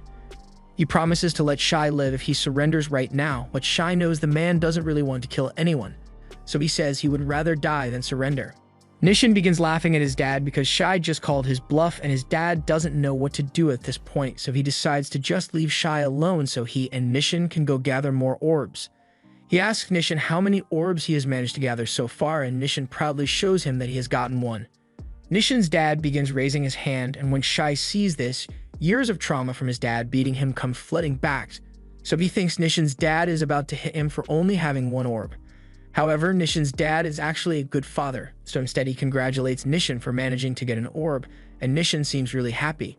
Seeing this makes Shai really sad and jealous because not only did Nishan possess the power he failed to acquire when he was a kid, but he also has a loving father, so Shai is taking a lot of L's today. Thorn can see that he's upset, so he tries cheering him up, and Shai realizes there's no point in wallowing in self-pity, so he gets up and tells Nishan that he will become strong enough to beat him one day. And Nishan promises to give him a rematch whenever he wants. Meanwhile, Yui and Panda haven't had much trouble on their end so far. Thanks to Panda's help, she has successfully gathered all the orbs she needs, so while the panda may seem a little grumpy, she thinks he is very reliable.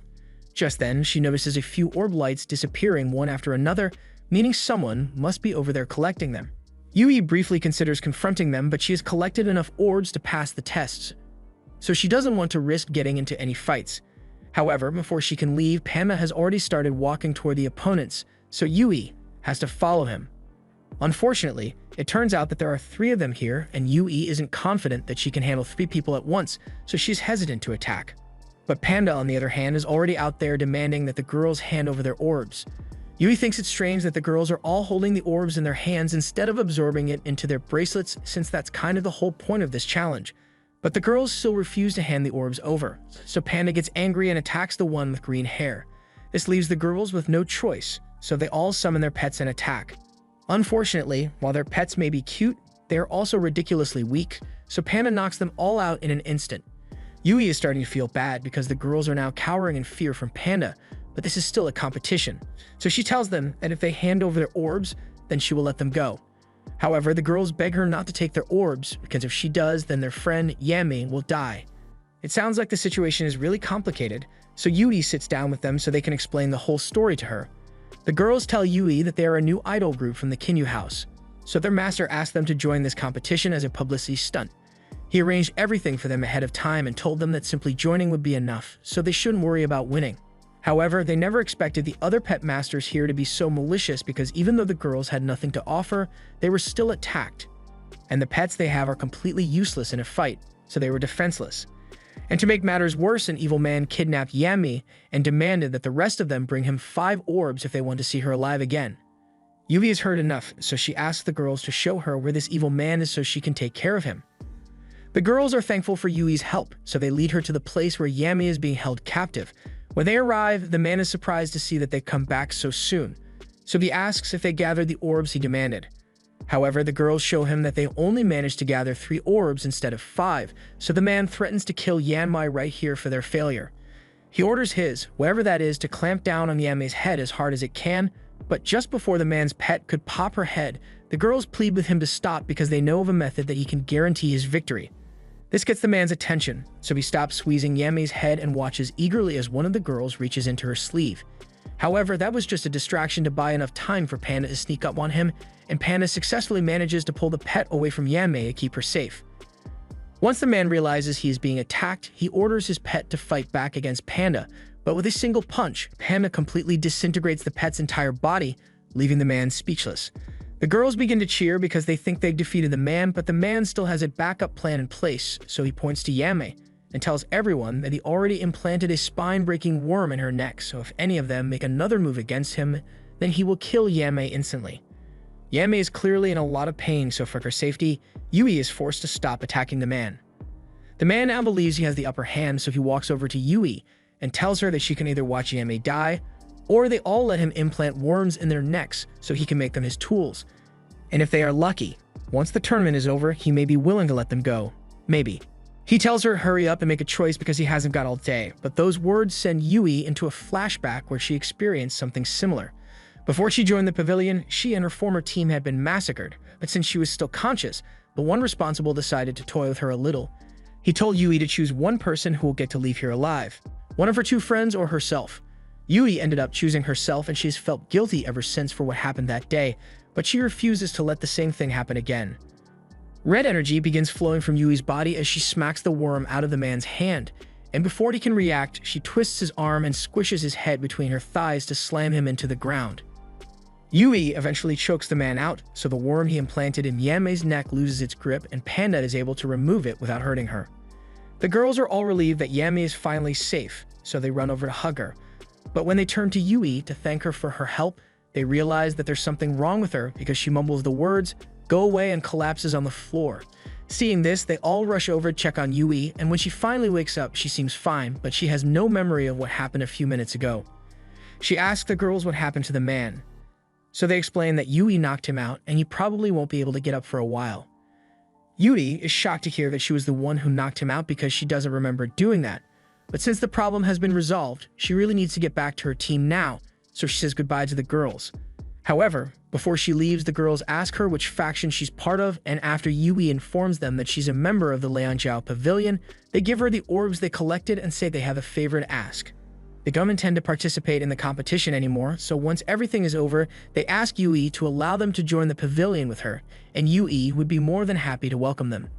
Back in the control room, the governor is given a list of all the participating factions and their scores, and the Beacon Society is currently in first place. Liansu is curious what position the pavilion is in, so she asks about it, and she is told that the pavilion is in 7th place with 16 points, which is really impressive. However, there's also some bad news because when some instructors went to investigate the disappearance of the Tianyin faction, they discovered that they had all been killed. Liansu is shocked to hear this, but the governor is more so disappointed because he realizes that there is someone out there bending the rules to kill contestants without getting eliminated. If this goes on for much longer, more people could be put in danger, so he decides to begin the next stage of the tournament. Meanwhile, after Fawn met up with the girl from Liu's old faction, she started following him around all over the place, so Fawn asks her to just go back to her faction already and leave him alone.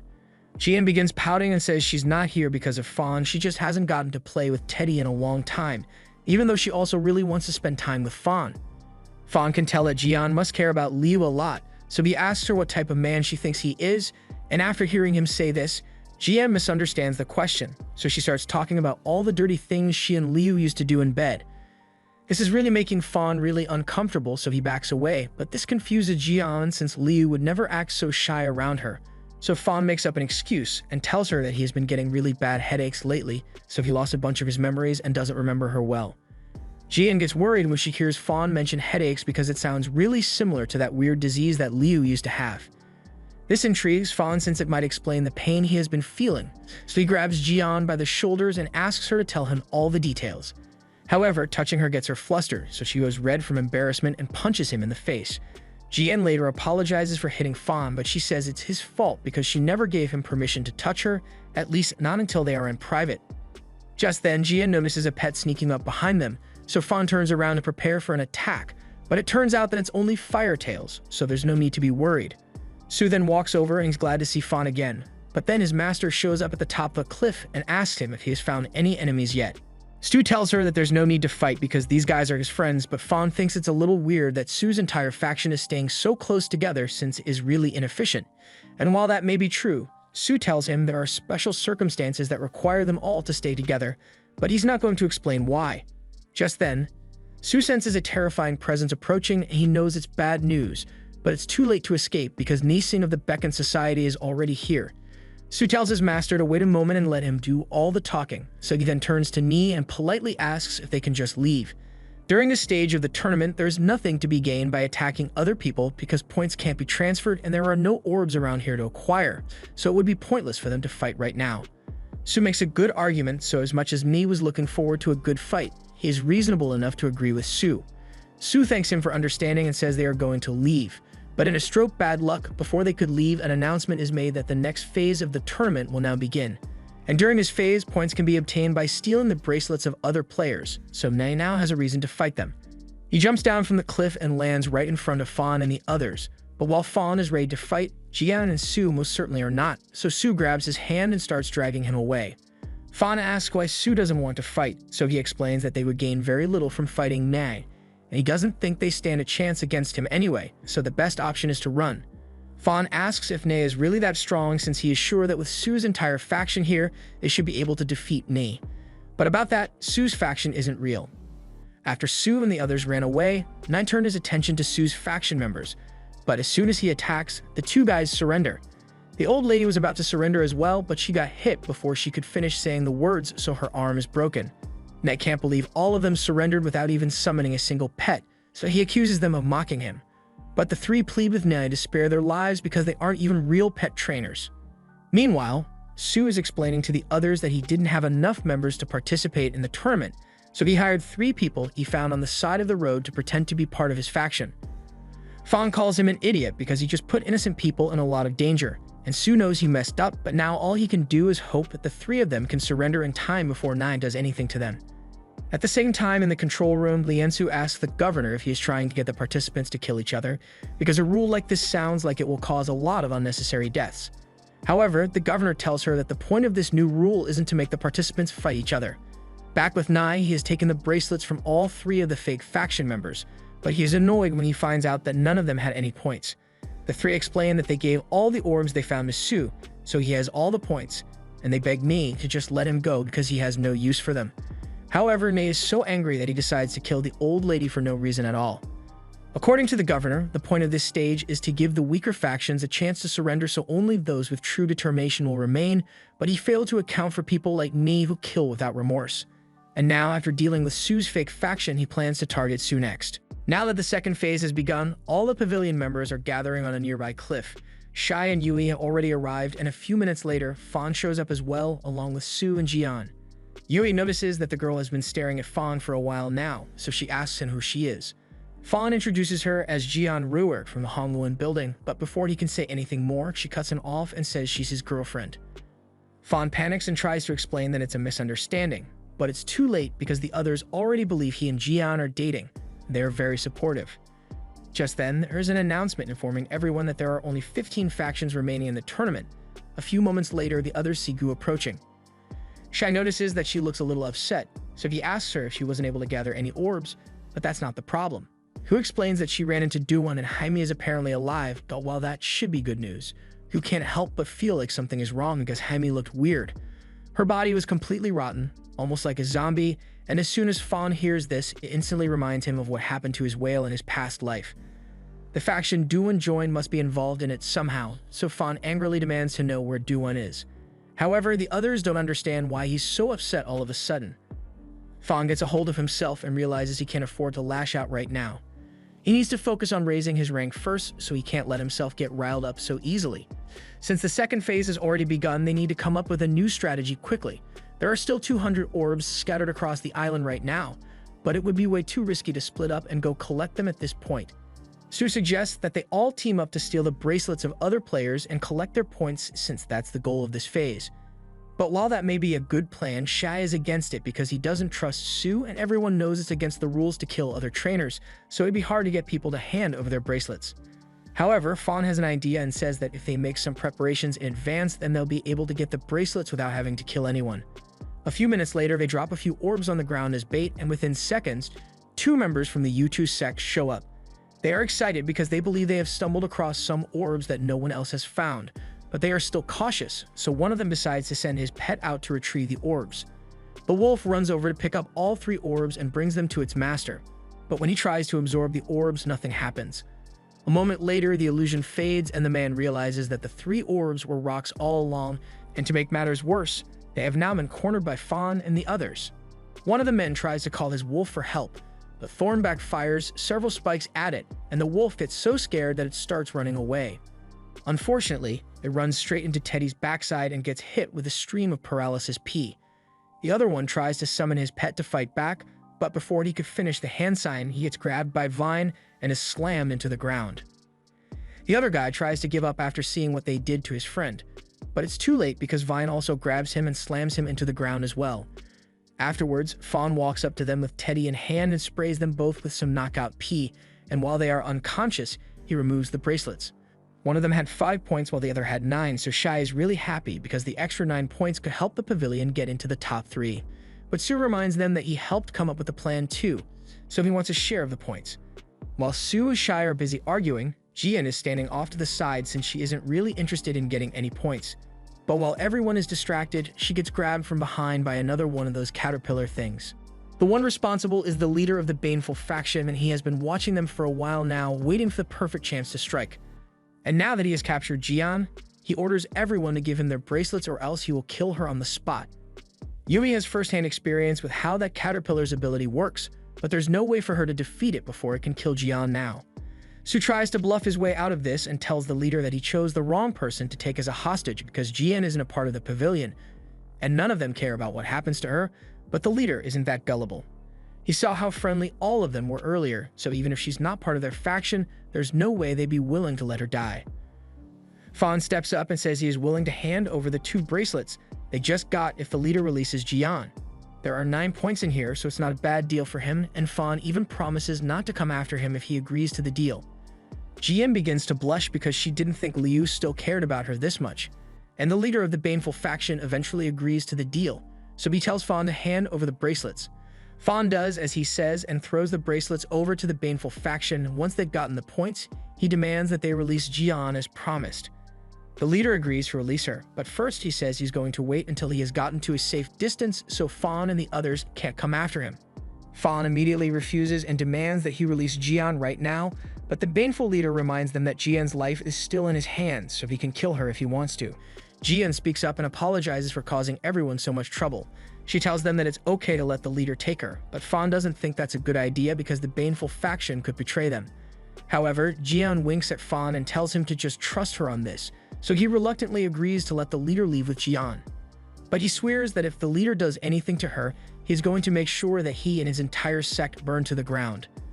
The leader tells the other 2 to stay here and make sure the pavilion members don't follow him, but even though Fawn agreed to this, he is still uneasy because he isn't sure what Jian is planning.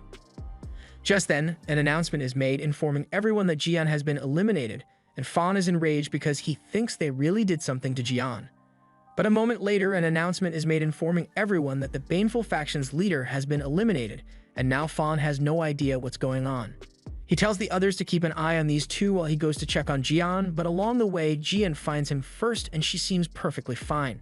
Earlier, while Jian and the leader were walking, she suddenly stopped and turned around. She thanks the leader because his kidnapping her made Fawn worry about her safety, but just because he has a bug on her head doesn't mean she's helpless. Jian begins summoning her pet, and before the leader can even react, he is mesmerized by what he sees. Jian's pet is called a foxy, and unfortunately, I do not know where to get one. The leader is trying to stay strong and resist Foxy's charms, but all it takes is one kiss and the leader is hypnotized by her beauty. As a result, he drops the caterpillar and remains frozen in place, so GM walks up beside him and says she surrenders. She never really had much interest in winning the competition anyway, so sees no reason to continue. And more importantly, according to the rules, now that she has surrendered, anyone who attacks her will automatically be disqualified, so while he is still hypnotized, she orders the leader to hit her on the head, causing him and his entire faction to be disqualified. Fawn had no idea that GM was capable of that, but he's glad that she's alright. In fact, GN is happier than ever because she knows Fawn was genuinely worried about her safety, and as thanks, she gives him the bracelet she got from the leader. Meanwhile, over in the control room, Liansu is puzzled when she sees that the entire Baneful faction has been eliminated. She asks the governor if they were all killed, but he points out the extra mark on their consoles and tells her that the faction was eliminated because their leader attacked someone who had surrendered. Afterwards, a few examiners are sent out to the island to retrieve those who got eliminated, but before Jian leaves, she apologizes to everyone for causing so much trouble. They all tell her that it's not a problem because thanks to her, they were able to gain so many points at once. Yui even invites Jian to come over to the pavilion for a celebration once the tournament is over. Jian says she's not sure Fawn would want her to come, but the others say there's no way Fawn would reject his girlfriend. It's too late for Fawn to tell everyone that Jian isn't his girlfriend, so he is forced to go along with it. Jian goes up to him and asks if he wants a goodbye kiss before she goes, but he frantically tells her that won't be necessary, so Jian gets on a griffin and leaves the island.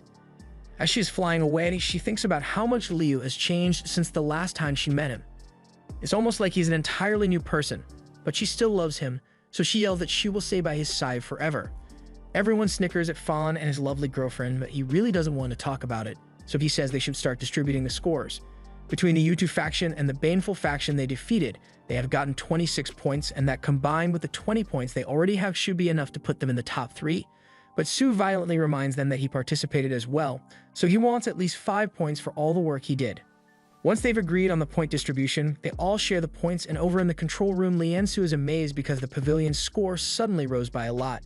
They now have 41 points, which puts them in second place behind the Beacon faction, and Tanshu is really happy to see that the pavilion is doing well. He believes they must have taken out the U2 and Baneful factions to raise their score by so much, but to do so without any casualties is amazing. Liansu notices that one of the pavilion members has a lot more points than the others, so she asks about him, and Tanshu explains that it's a new member of the pavilion named Jun Yunzi.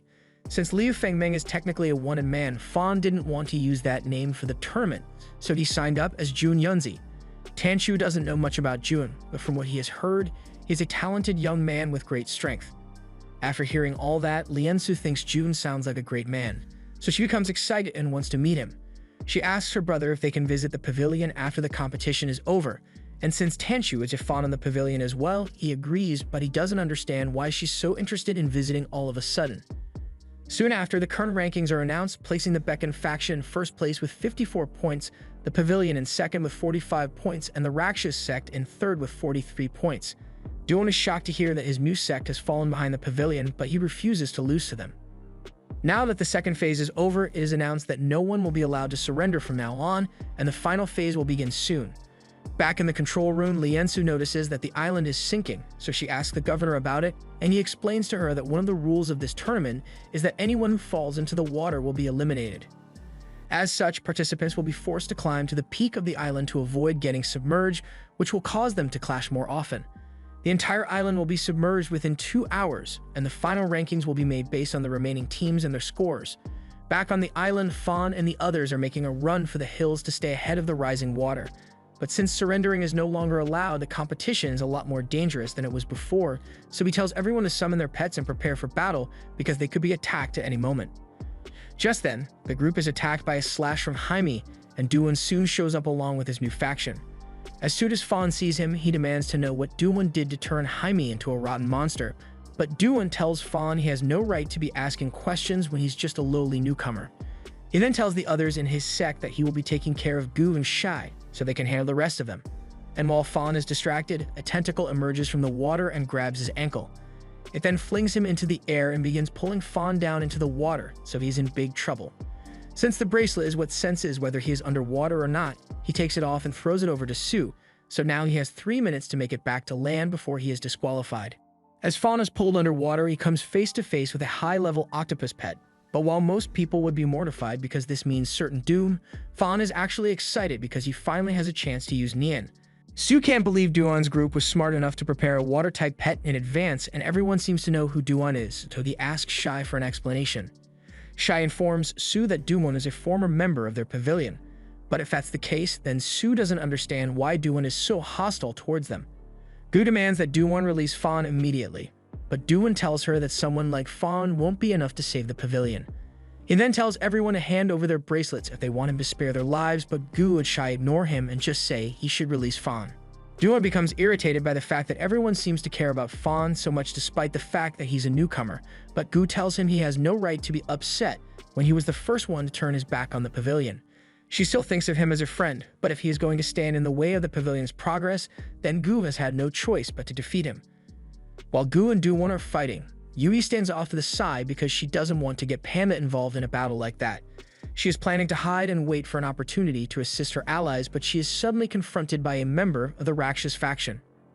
She tries to bluff her way out of a fight by warning the guy that Panda is extremely ruthless in combat, but he isn't scared because he also has a panda-type pet. While that is going on, Sue managed to slip away in all the chaos and is currently hiding behind a big rock.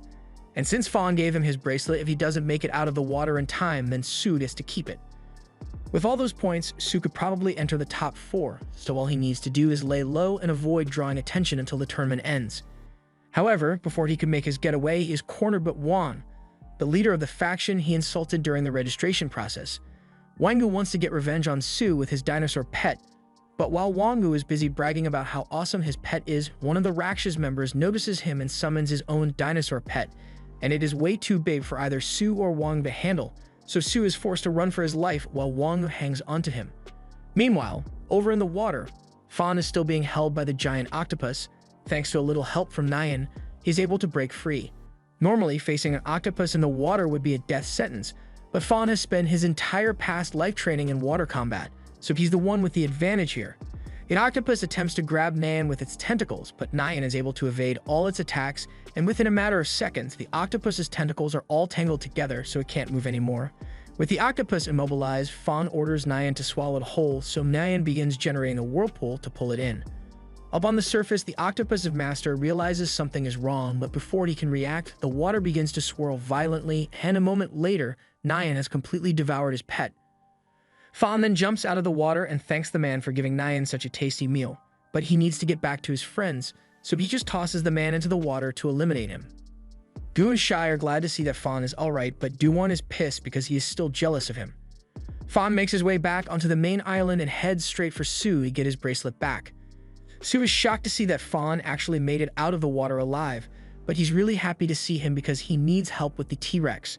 He begins sucking up to Fawn and tells him a wildly exaggerated story about how he protected Fawn's bracelet, but Fawn doesn't want to hear all that. He just wants to get his bracelet back before the 3-minute elimination timer is up. Sue understands, so he throws the bracelet over to Fawn, but to his dismay, as soon as Fawn gets the bracelet, he just walks away, leaving Sue to fend for himself. And that means more running for his life. Fawn eventually finds Yui in the middle of her fight, so he goes up to her and asks if she can handle things here by herself. Yui tells him her opponent isn't that tough, so she should be able to defeat him with the techniques that Fawn taught her. But the problem is that Panda refuses to listen to her long enough to actually use the techniques. All he cares about right now is punching Brown Panda, but the Brown Panda has more strength, so Panda gets blown back into a rock. Panda eventually recovers, but he still isn't listening to any of Yui's instructions, so Fawn steps in for a little bit and restrains the Brown Panda. Panda looks at Fawn in annoyance, but Fawn assures him that he doesn't intend to interfere in his fight too much. But he does need a little help, so he asked Panda to use his color powers to paint Nian a little. Meanwhile, Shai and View are having some trouble dealing with Duwon because Jaime is simply too strong. However, before Duwon could finish them off, Fawn steps in to help. He summons Nyan to fight Duan, but since catfishes are still outlawed, Fawn asked Panda to paint Nyan, so now he looks totally different. Duan has never seen anything like it before, so he asks Fawn what kind of pet that is, and Fawn says it's a rock, basically a species of whale that evolved into a bird. Duan seems convinced, so he accuses Fawn of trying to imitate Master Fawn with his whale-type pet. He thinks Fawn is just a fame-seeking leech who is using the others at the pavilion for personal gain. A bit hypocritical, coming from the guy who turned his back on his friends a month ago, but Duan is already too far gone for common sense to work, so he swears that he will get rid of Fawn for the sake of the other. Fawn says he can handle Duan on his own, so he asks Shai to go help Sue with the T-Rex in the meantime. Over on Sue's end, he is still running for his life in the forest, and he is yelling at Wangu to let go of him so he can run faster, but Wangu is too scared. Just then, Shai and Thornback arrive, and Sue couldn't be happier to see them. But before helping Sue, Shai points to one of the treetops and tells Thornback to fire at it. Thornback launches several spikes at those trees, but before any of them could land, the T-Rex runs in to block the spikes with its face. It turns out that the T-Rex's master has been hiding in the trees this whole time just so he could mess with us, but he is impressed that Shai managed to spot him after such a short time. He invites Shai to join the Rakshas faction because he has talent, but Shai is so busy talking to Sue that he didn't even hear the man's offer. For a moment, Wanwu thinks he is safe because the dinosaur hasn't attacked him in a while, but then it slams its head into the ground and Wanwu has had enough, so he throws his bracelet at Shai and says he quits. Shai is utterly shocked since he wasn't expecting Wanwu to quit so easily, but she is more interested in how they are going to split Wan's points. The T-Rex then tries to take Shai and Sue out with its tail, but the two of them manage to evade in time. In the process, Shai drops the bracelet, but now's not the time to be worrying about things like that because they need to defeat the T-Rex immediately. However, he's not sure how to do that since the thorns he fired at it earlier weren't effective at all. Just then, Sue launches several fire blasts at the dragon, but while it manages to get the T-Rex's attention, the attacks do no damage. She asks him to try using ice tails to attack it, but Sue says he already tried that and it wasn't effective either because the T-Rex is too tough. It is practically a zombie, so it doesn't feel pain and it won't stop until its master is satisfied. However, Shai has a plan to take it down, so he asks for a little help and Sue seems to understand what Shai is trying to do. He summons both fire and ice tails and has them join forces to create a giant elemental swirl in the air. And then Shai instructs Thornback to fire spikes through the swirl, imbuing the spikes with both fire and ice energy. Once those spikes hit the T-Rex, they pierce through its skin and manage to set its body on fire. However, the T-Rex's master tells them they shouldn't be so confident because this T-Rex has a special move that it hasn't used yet. In the next moment, the T-Rex lets out a terrifying roar, and the mere sound of it causes all the pets to cower in fear and lose the will to fight. Sue doesn't understand what just happened, so the man explains that the T-Rex just used menacing roar, and the technique activates the primal fear instinct in all pets that are weaker than it, making them unable to fight back. However, that move only works on pets, so any humans within range will be unaffected, and it just so happens that Nishin was nearby, so he comes out of nowhere and knocks the T-Rex down with his fist. The T-Rex's master can't believe Nishin was able to defeat a T-Rex barehanded, and Sue was amazed by how powerful Nishin is, so he asks Shai if Nishin is his friend. Shai wouldn't exactly call Nishin his friend since the last time they fought was a little tense, but he did save them, so Shai thanks Nishin for coming to their rescue. Nishin pretends that he didn't come here to save Shai in the first place, but since he's here, he might as well take this bracelet he found on the floor as a reward. Elsewhere, Yui and Panda are still in the middle of their fight, and this is the 5th time that Panda has been knocked out, but he still refuses to listen to Yui and gets back up to fight on his own.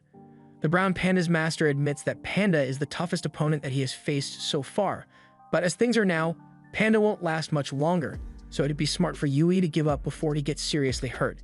Panda tries attacking Brown Panda again, but just like before, all of his wild attacks are easily dodged and Brown Panda punches Panda into a wall again. The Brown Panda is zombified so it can ignore pain and can keep fighting indefinitely, so there's no way Panda can win with brute force. But when Yui tries to stop him, he just shrugs her off and keeps going. Yui recalls what Fawn told her earlier about Panda being very stubborn, so she can't just let him do what he wants. Only the strong can conquer the strong, so she needs to be firm with her orders and smack some sense into him if needed. Yui puts her hand on Panda's shoulders and tells him they've been through a lot together, so he can trust her to make good decisions as long as he promises to listen to her instructions. However, Panda ignores her, so she grabs him again and threatens to whoop him if he doesn't start behaving himself. Panda is terrified because he remembers how Yui nearly crushed that caterpillar guy's skull with her thighs, and he doesn't want to find out what that feels like, so he promises that he will listen to her from now on. Now that that's been settled, Yui tells Panda that the brown panda has more strength than him, so he needs to change his tactics if he wants to win. And luckily, she has already come up with a perfect plan. The brown panda's master begins mocking them and says they should just give up already, but Yui and Panda are locked in. Brown tries to punch Panda again, but this time Panda used a clone as a distraction and appears behind him. Once Panda makes it past Brown, he and Yui perform the dazzling flash technique to blind Brown's master. By the time he regains his vision, the first thing he sees is Brown standing victorious over Panda, so he thinks he has won. But in the next moment, Brown charges at the master and knocks him out with one punch. It is then revealed that Panda had disguised himself as Brown to trick Brown's master into lowering his guard. And now that the master has been taken out, Brown is down as well. Yui is really happy because everything went according to plan, so now they can just take his bracelet and in 3 minutes he will automatically be eliminated and she will be victorious. Meanwhile, on the beach, Fawn is alone with Duwon, and they are about to face off against each other. When Duwon was still in the process of training Jaime, he went to Master Fawn and asked him to have a little practice match with him so he could learn how to master it. Duwon was so happy when Master Fawn agreed to spar with him, but now, even though Master Fawn is supposed to be dead, for some reason he is getting the same feeling. Fawn tells Gu to let him handle this on his own, so she flies into the air, but before she leaves, she asks Fawn to give Duwon a chance to explain himself once this is all over. Duwon orders Jaime a charge at Fawn, but Fawn uses his water bag skill to stop Jaime in her tracks and slam her to the ground. Duwon is shocked when he sees this because this is the exact same skill that Master Fawn used against him when they were fighting years ago. Jaime gets back up and begins slashing at Fawn, but he is using a water bubble to shield himself from the attacks. This isn't the first time Fawn has seen this attack, so he knows how to deal with it and forms a water ring around Jaime before trapping her in a whirling pillar of water. Duwon is stunned because the only one who has ever pulled off a skill like this was Master Fawn, and it was really hard to deal with. Since there is nothing to stand on inside the whirlpool, Jaime's speed became useless. But when Master Fawn tried slamming her into a wall with the force of the water, Jaime was able to break out of the water at the last second to avoid getting hit. Duwon believes it shouldn't be a problem since Jaime has countered this skill before, but this time she isn't able to break out in time, so Fawn slams her into a rock with full force. The reason Jaime was able to free herself from the trap in the past was because she used her instincts to predict the flow of the water and cut her way out. But since Jaime is a zombie Neo, she no longer has a mind of her own, which is why she couldn't react. Now that Jaime has been defeated, Fawn tells Duwon that he should let Jaime rest because it's not right to be controlling a dead body like this. However, Duwon refuses to accept that Jaime is really gone, and he doesn't want to listen to another word from Fawn's mouth. Duwon uses his skill to launch one final attack on Fawn, but his attack misses, and by the time he realizes what's going on, Fawn is already on top of him and slams Duwon's head into the ground. And just before Duwon loses consciousness, he is amazed by how much the newcomer reminds him of Master Fawn. Duwon had actually tried to return to the pavilion after he initially quit because he didn't want to give up on restoring the pavilion, but when he got to the gate, all he could see was Fawn and the others happily working towards rejuvenating their faction without him. Duwon eventually regains consciousness, and he begins struggling to get up, but Fawn has asked Vine to keep him restrained. Duwon tells them to just kill him already because he would rather die than be disgraced, but Gu assures him that they don't have any ill intent towards him. Fawn says he has something serious he wants to talk about, and Duwon has no choice but to listen, so Fawn asks him if he had anything to do with the death of the former master of the pavilion. Duwon is outraged that Fawn would dare accuse him of doing something like that, and Gu doesn't think it's possible for Duwon to have done such a thing because he respected their master more than anyone in the world. She asks Fawn why he would suspect Duwon, but Fawn tells her he has a lot of reasons to be suspicious. The Rakshas faction that Duwon joined is able to make zombie pets, and Fawn was killed because someone zombified his whale during the match last year. It can't be a mere coincidence, so Fawn asks Duwon one last time if he had anything to do with the assassination. Duwon breaks down in hysterical laughter because he realizes he really does look suspicious, but he denies having anything to do with the death of his master. He just went to the Rakshas faction because they said they could help. Gu asks him to explain everything to them. So Duwon talks about how after Jaime was killed, he wandered the streets for days looking for someone who could bring her back to life. Most people looked at him like a madman since resurrecting the dead is impossible. Duwon continued searching for help day and night until Jaime's body began to rot. Eventually, he learned of some rumors about the Rakshas faction, so he went to them to see if they could help. Duan had heard that the Rakshas faction had a special skill that could bring dead pets back to life, and after meeting with the Rakshas master, he told Duan that he could indeed bring his pet back to life, but in exchange, he demanded that Duan join the Rakshas faction. Duan was so desperate to save Jaime that he immediately agreed to the terms, and although he didn't get to see how they did it, the Rakshas members eventually returned with Jaime, and she had indeed come back to life. The rumors say that the Rakshas faction has a magic pill that allows them to reanimate the dead, so Gu wonders if they might have had something to do with their master's death, but Duan doesn't think that's the case since the Rakshas faction said they can only turn dead pets into zombies. However, that doesn't change the fact that their zombie pets are similar to what happened to Master Fawn's whale. Fawn releases Duan since he no longer has any reason to suspect him, and he apologizes for acting so harshly.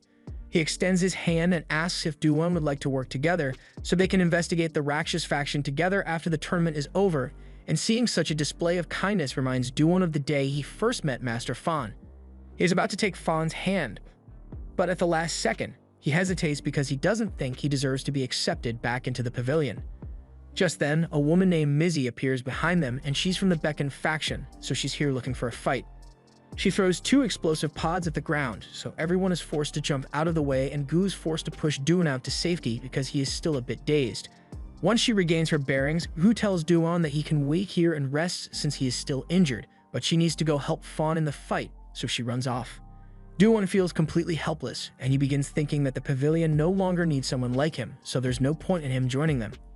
As a result of his insecurities, Duan begins to hallucinate and suddenly sees an illusion of Gu holding his hand. She happily leads him into the pavilion, or at least what Duan remembers the pavilion as, and even though he knows it's not real, once he sees all his old friends and Master Fawn happily working together, he can't help but break down in tears. He then sees an illusion of what Jaime once was, and this makes it painfully clear to him that the Jaime he has now isn't the same pet he once loved. Meanwhile, Fawn is firing several water blasts at Mizzy to try and bring her down, but it's not easy since her flight pattern is hard to predict.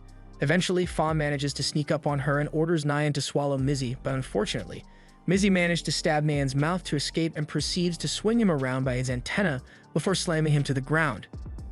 That practically takes Fawn out of the fight, so Goose steps up to confront Mizzy by using Scent Skipper to fly into the sky. Mizzy tries to knock Gu down using some of her tendrils, but Gu's flying skills are advanced enough that she is able to dodge most of the tendrils and manages to get behind Mizzy. And once she's in Mizzy's blind spot, Gu creates a pink slime ball and throws it at her. Mizzy was unable to react in time, so she gets covered in the sticky pink goo, and with it all over her, she can't move her wings anymore to stay in the air, so she falls into the forest. However, she refuses to go down alone, so just before she drops out of the sky, Mizzy uses one of the tendrils to grab Gu by the ankles and drags her down too. Duan hears Gu scream and wants to go help, but that would mean leaving his perfect imaginary world behind, so he is starting to hesitate. Meanwhile, Gu and Mizzy have crash-landed in the forest, and Gu's Scent Skipper was badly injured during the fall, so she won't be able to fight anymore. Gu stores her pet away so she doesn't get hurt anymore, but Mizzy seems like she's perfectly fine and she's really pissed. She rips the pink goo off her body and uses her tendrils to spit some flammable body fluid Gu as revenge. Mizzy then strikes her tail against a rock to create a spark and sets the forest on fire while creating a ring of flames around Gu. She plans to leave Gu here so she can burn to death, and with her pet out of commission, it looks like there really is no way for Gu to escape. Trees begin to burn and crumble all around Gu, and Duan can hear all the chaos going on nearby, so his imaginary world begins to go down in flames as reality creeps back in on him. He tries to convince himself that everything here is real, but deep down, he knows that no matter how hard he tries, things can never go back to the way they were before. A lot of his old friends have already left the pavilion for good. Master Fawn has been dead for over a year now, and even his beloved pet, Jaime, has died and become nothing more than an animated corpse.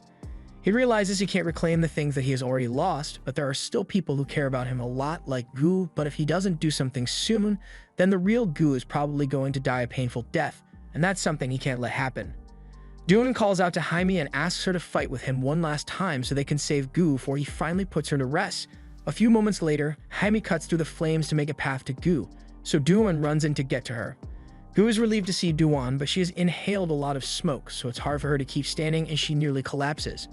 Duan catches her and begins carrying Gu out of the flames, but when she looks back, she realizes that Jaime is still standing in the middle of the fire. She begs Duan to tell Jaime to get out of there before she gets burnt to ash, but Duan tells her it's better for things to end like this. As much as Duan doesn't want to admit, Fawn had a point when he said turning Jaime into a zombie wasn't the right thing to do. As he continues to walk away, Duan recalls all the fond memories he had with Jaime before she died, and he knows he has to come to terms with her death. He can't keep putting Jaime through such torture for his own selfish reasons, so he hopes she can finally find peace in the afterlife. Meanwhile, on the other side of the island, the members of the Beacon sect have just confronted the remaining members of the pavilion, and it looks like they are aiming for a full squad wipe here. At the same time, Fawn is still trying to stop Nai, but with her in the air, there isn't much he can do, so he asks Vine and the others to bring her down as soon as they can. Back with the others, Panda tries to rush in to throw hands with the one who has an armed teeth pet, but that turned out to be a bad idea because those teeth are very versatile, and before Panda has time to react, he has already been stabbed several times. Yui gets worried when she sees Panda injured, so she runs over to check on him. But she fails to consider that Shang doesn't care about the tournament's no-killing rules, so as soon as she gets close, he uses his armed teeth to bite her torso in half. All the other pet trainers are locked in combat, and while that's going on, Nishin and his father are watching from the top of the hill. Nishin's father realizes the Beacon Master is way too strong, so he suggests that he and Nishin should get out of here as soon as possible. But Nishin says he was actually hoping to fight the Beacon Master because he looks strong. His father thumps him on the head and reminds Nishin that he has already used up all the energy he saved for this tournament. 3 months ago, Nishin was sitting in his room looking at a dirty magazine when his father suddenly came in with some great news. There's going to be a tournament soon, and the winning sect will be promoted to D rank. Nishin thinks that sounds great, so he asks his dad how many members their sect will have. But it's basically just Nishin, his dad, his mom, and his sister. Anyway, Nishin's dad was thinking about making him the master of their sect since he is definitely the strongest of them, but even with Scale being in the mature stage, Nishin's father worries that it won't be enough to defeat all the high-level trainers that will be in the tournament, so he suggests that they should use Scale's special ability to give them an advantage. Scale has a special ability to store energy, so if Nishin trains for a long time, he can store the energy from his training inside Scale and use it later. Nishin diligently trained for months to raise the energy meter, but 1 week before the tournament was set to begin, when his father came to bring Nishin his new sect uniform, he discovered that Nishin had wasted all the energy to give himself the Giga Chad physique, so it was back to training after that. As a result, Nishin has way less energy than expected by the start of the tournament, so it's best if they just stay hidden for now. Nishin still thinks he should be able to handle the Beacon Master since Scale is an Emperor-class pet, but his father reminds him that even an Emperor that is only in the mature stage is no match for a high-level pet, even if it's not special. Nishin understands that, so he tells his father he is willing to use the forbidden technique to make up for the difference in power, but his father calls him crazy because that would be unbelievably reckless. The reason they came here in the first place is so their sect can be promoted to D class, and since there are only a few factions remaining, if they just stay out of sight for a while, they will make it into the top 5. Nishin is aware of how dangerous it is, and he doesn't want to disappoint his dad, but he also doesn't want to watch Shai get killed in battle. As soon as Nishin says this, his father understands that he is only willing to take such a risk because he wants to help a friend, so he tells him he is free to do whatever he believes is best. The master of the Beacon sect is about to land a finishing blow on Shai, but at the last second, Scale appears behind him, which distracts him for a moment. Nishin then shows up next to Shai, saying he couldn't just leave him to die here, and Shai is really happy to see Nishin right now. Up in the sky, Scale grabs the master of the Beacon sect and begins dragging him higher into the air, and Beacon looks like he is starting to panic because Scale fires a blast that absolutely decimates the mountain range. However, he soon realizes that Scale is only in the mature stage, so he actually stands a chance against it. He uses his spine pet to stab through Scale's body, severely injuring him and causing Scale to fall out of the sky. Nishin gets worried and runs over to check on Scale, but Scale is in pretty bad shape, so he won't be able to fight anymore. In that final week of training, Nishin managed to save up 25 points of energy, but after all the fighting he has already done, that energy is gone. However, that doesn't mean he isn't able to fight anymore, so he turns to Scale and asks to be lent 10 points of power. Scale's energy begins turning purple and power flows into Nishin's body, but he is now in power debt, so there will be consequences later. Nishin's dad watches on from a distance, and he still doesn't like that Nishin is using that forbidden skill, but it was Nishin's choice to make, so his dad wants to respect his decision. Now that he has the power to fight, Nishin charges straight at the Beacon Master, and when the Master tries stabbing him with his tail, he jumps on top and runs up to deliver a heavy punch straight to the face. The Master is starting to get angry, so he unleashes a barrage of spine strikes, which Nishin is forced to block. He is alright for now, but if things continue like this, then he is going to run out of energy. The Master eventually breaks through Nishin's defenses and is preparing to finish him off, so Nishan is forced to borrow another 10 points of energy and go further into debt to continue fighting. He then punches the master away, sending him flying into a pile of rocks, but that wasn't enough to make him stay down. The Bekken Master gets back up, and he is really angry now. So he jumps into the air, and once he is over Nishan, he activates his rib cage prison ability to pin him to the ground. Shai can tell that Nishan is in trouble, so he asks Thornback to go help him. But unfortunately, Thornback can't really do much here, so it just gets swatted away. After seeing his friend's pet get hurt, Nishan is no longer concerned about minimizing his debt, so he suddenly asks to borrow 30 points of power at once. Nishan's father sees what he is doing and tries to warn him to stop because he is going to have to pay interest on that power loan, but Nishan doesn't care because the only thing that matters right now is defeating the Bekken Master. A sudden surge of power fills Nishan's body, so he is able to break free from the bone prison and proceed to give the Bekken Master the worst beatdown of his life before punching him so hard that the sky changes color. Elsewhere on the battlefield, Sheng is busy searching for his targets because Panda took Yui and went to hide behind a rock. She managed to survive getting bitten across the torso, but she was severely injured, so she won't last much longer like this. Eventually, Sheng figures out where they must be hiding, so he attacks them again with his armed teeth, and Panda is forced to take the hit for Yui's sake. With Panda severely injured now, Sheng prepares to finish him off, so he raises his arm while Yui watches on in horror. Her heart is pounding faster than it ever has before, and she thinks back to a moment when Master Fawn told her that she had the potential to become a great pet trainer, so she should never give up. Yui takes those words to heart, so with all the energy and willpower she can muster, she takes control of Panda and helps him dodge the armed teeth to lure Sheng in.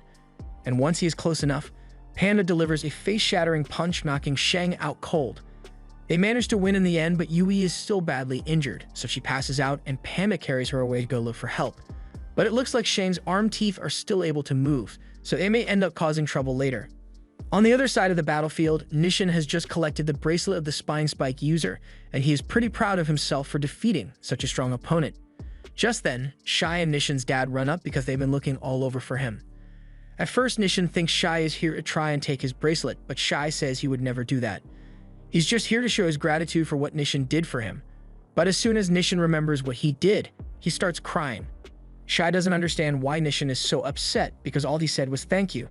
But that's not why he's crying.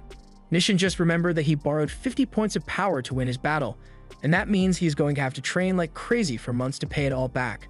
Switching back over to Fawn now, he is still fighting against Mizi, and it is difficult to land hits on her while she's in the air, but he has already come up with a strategy to counter that.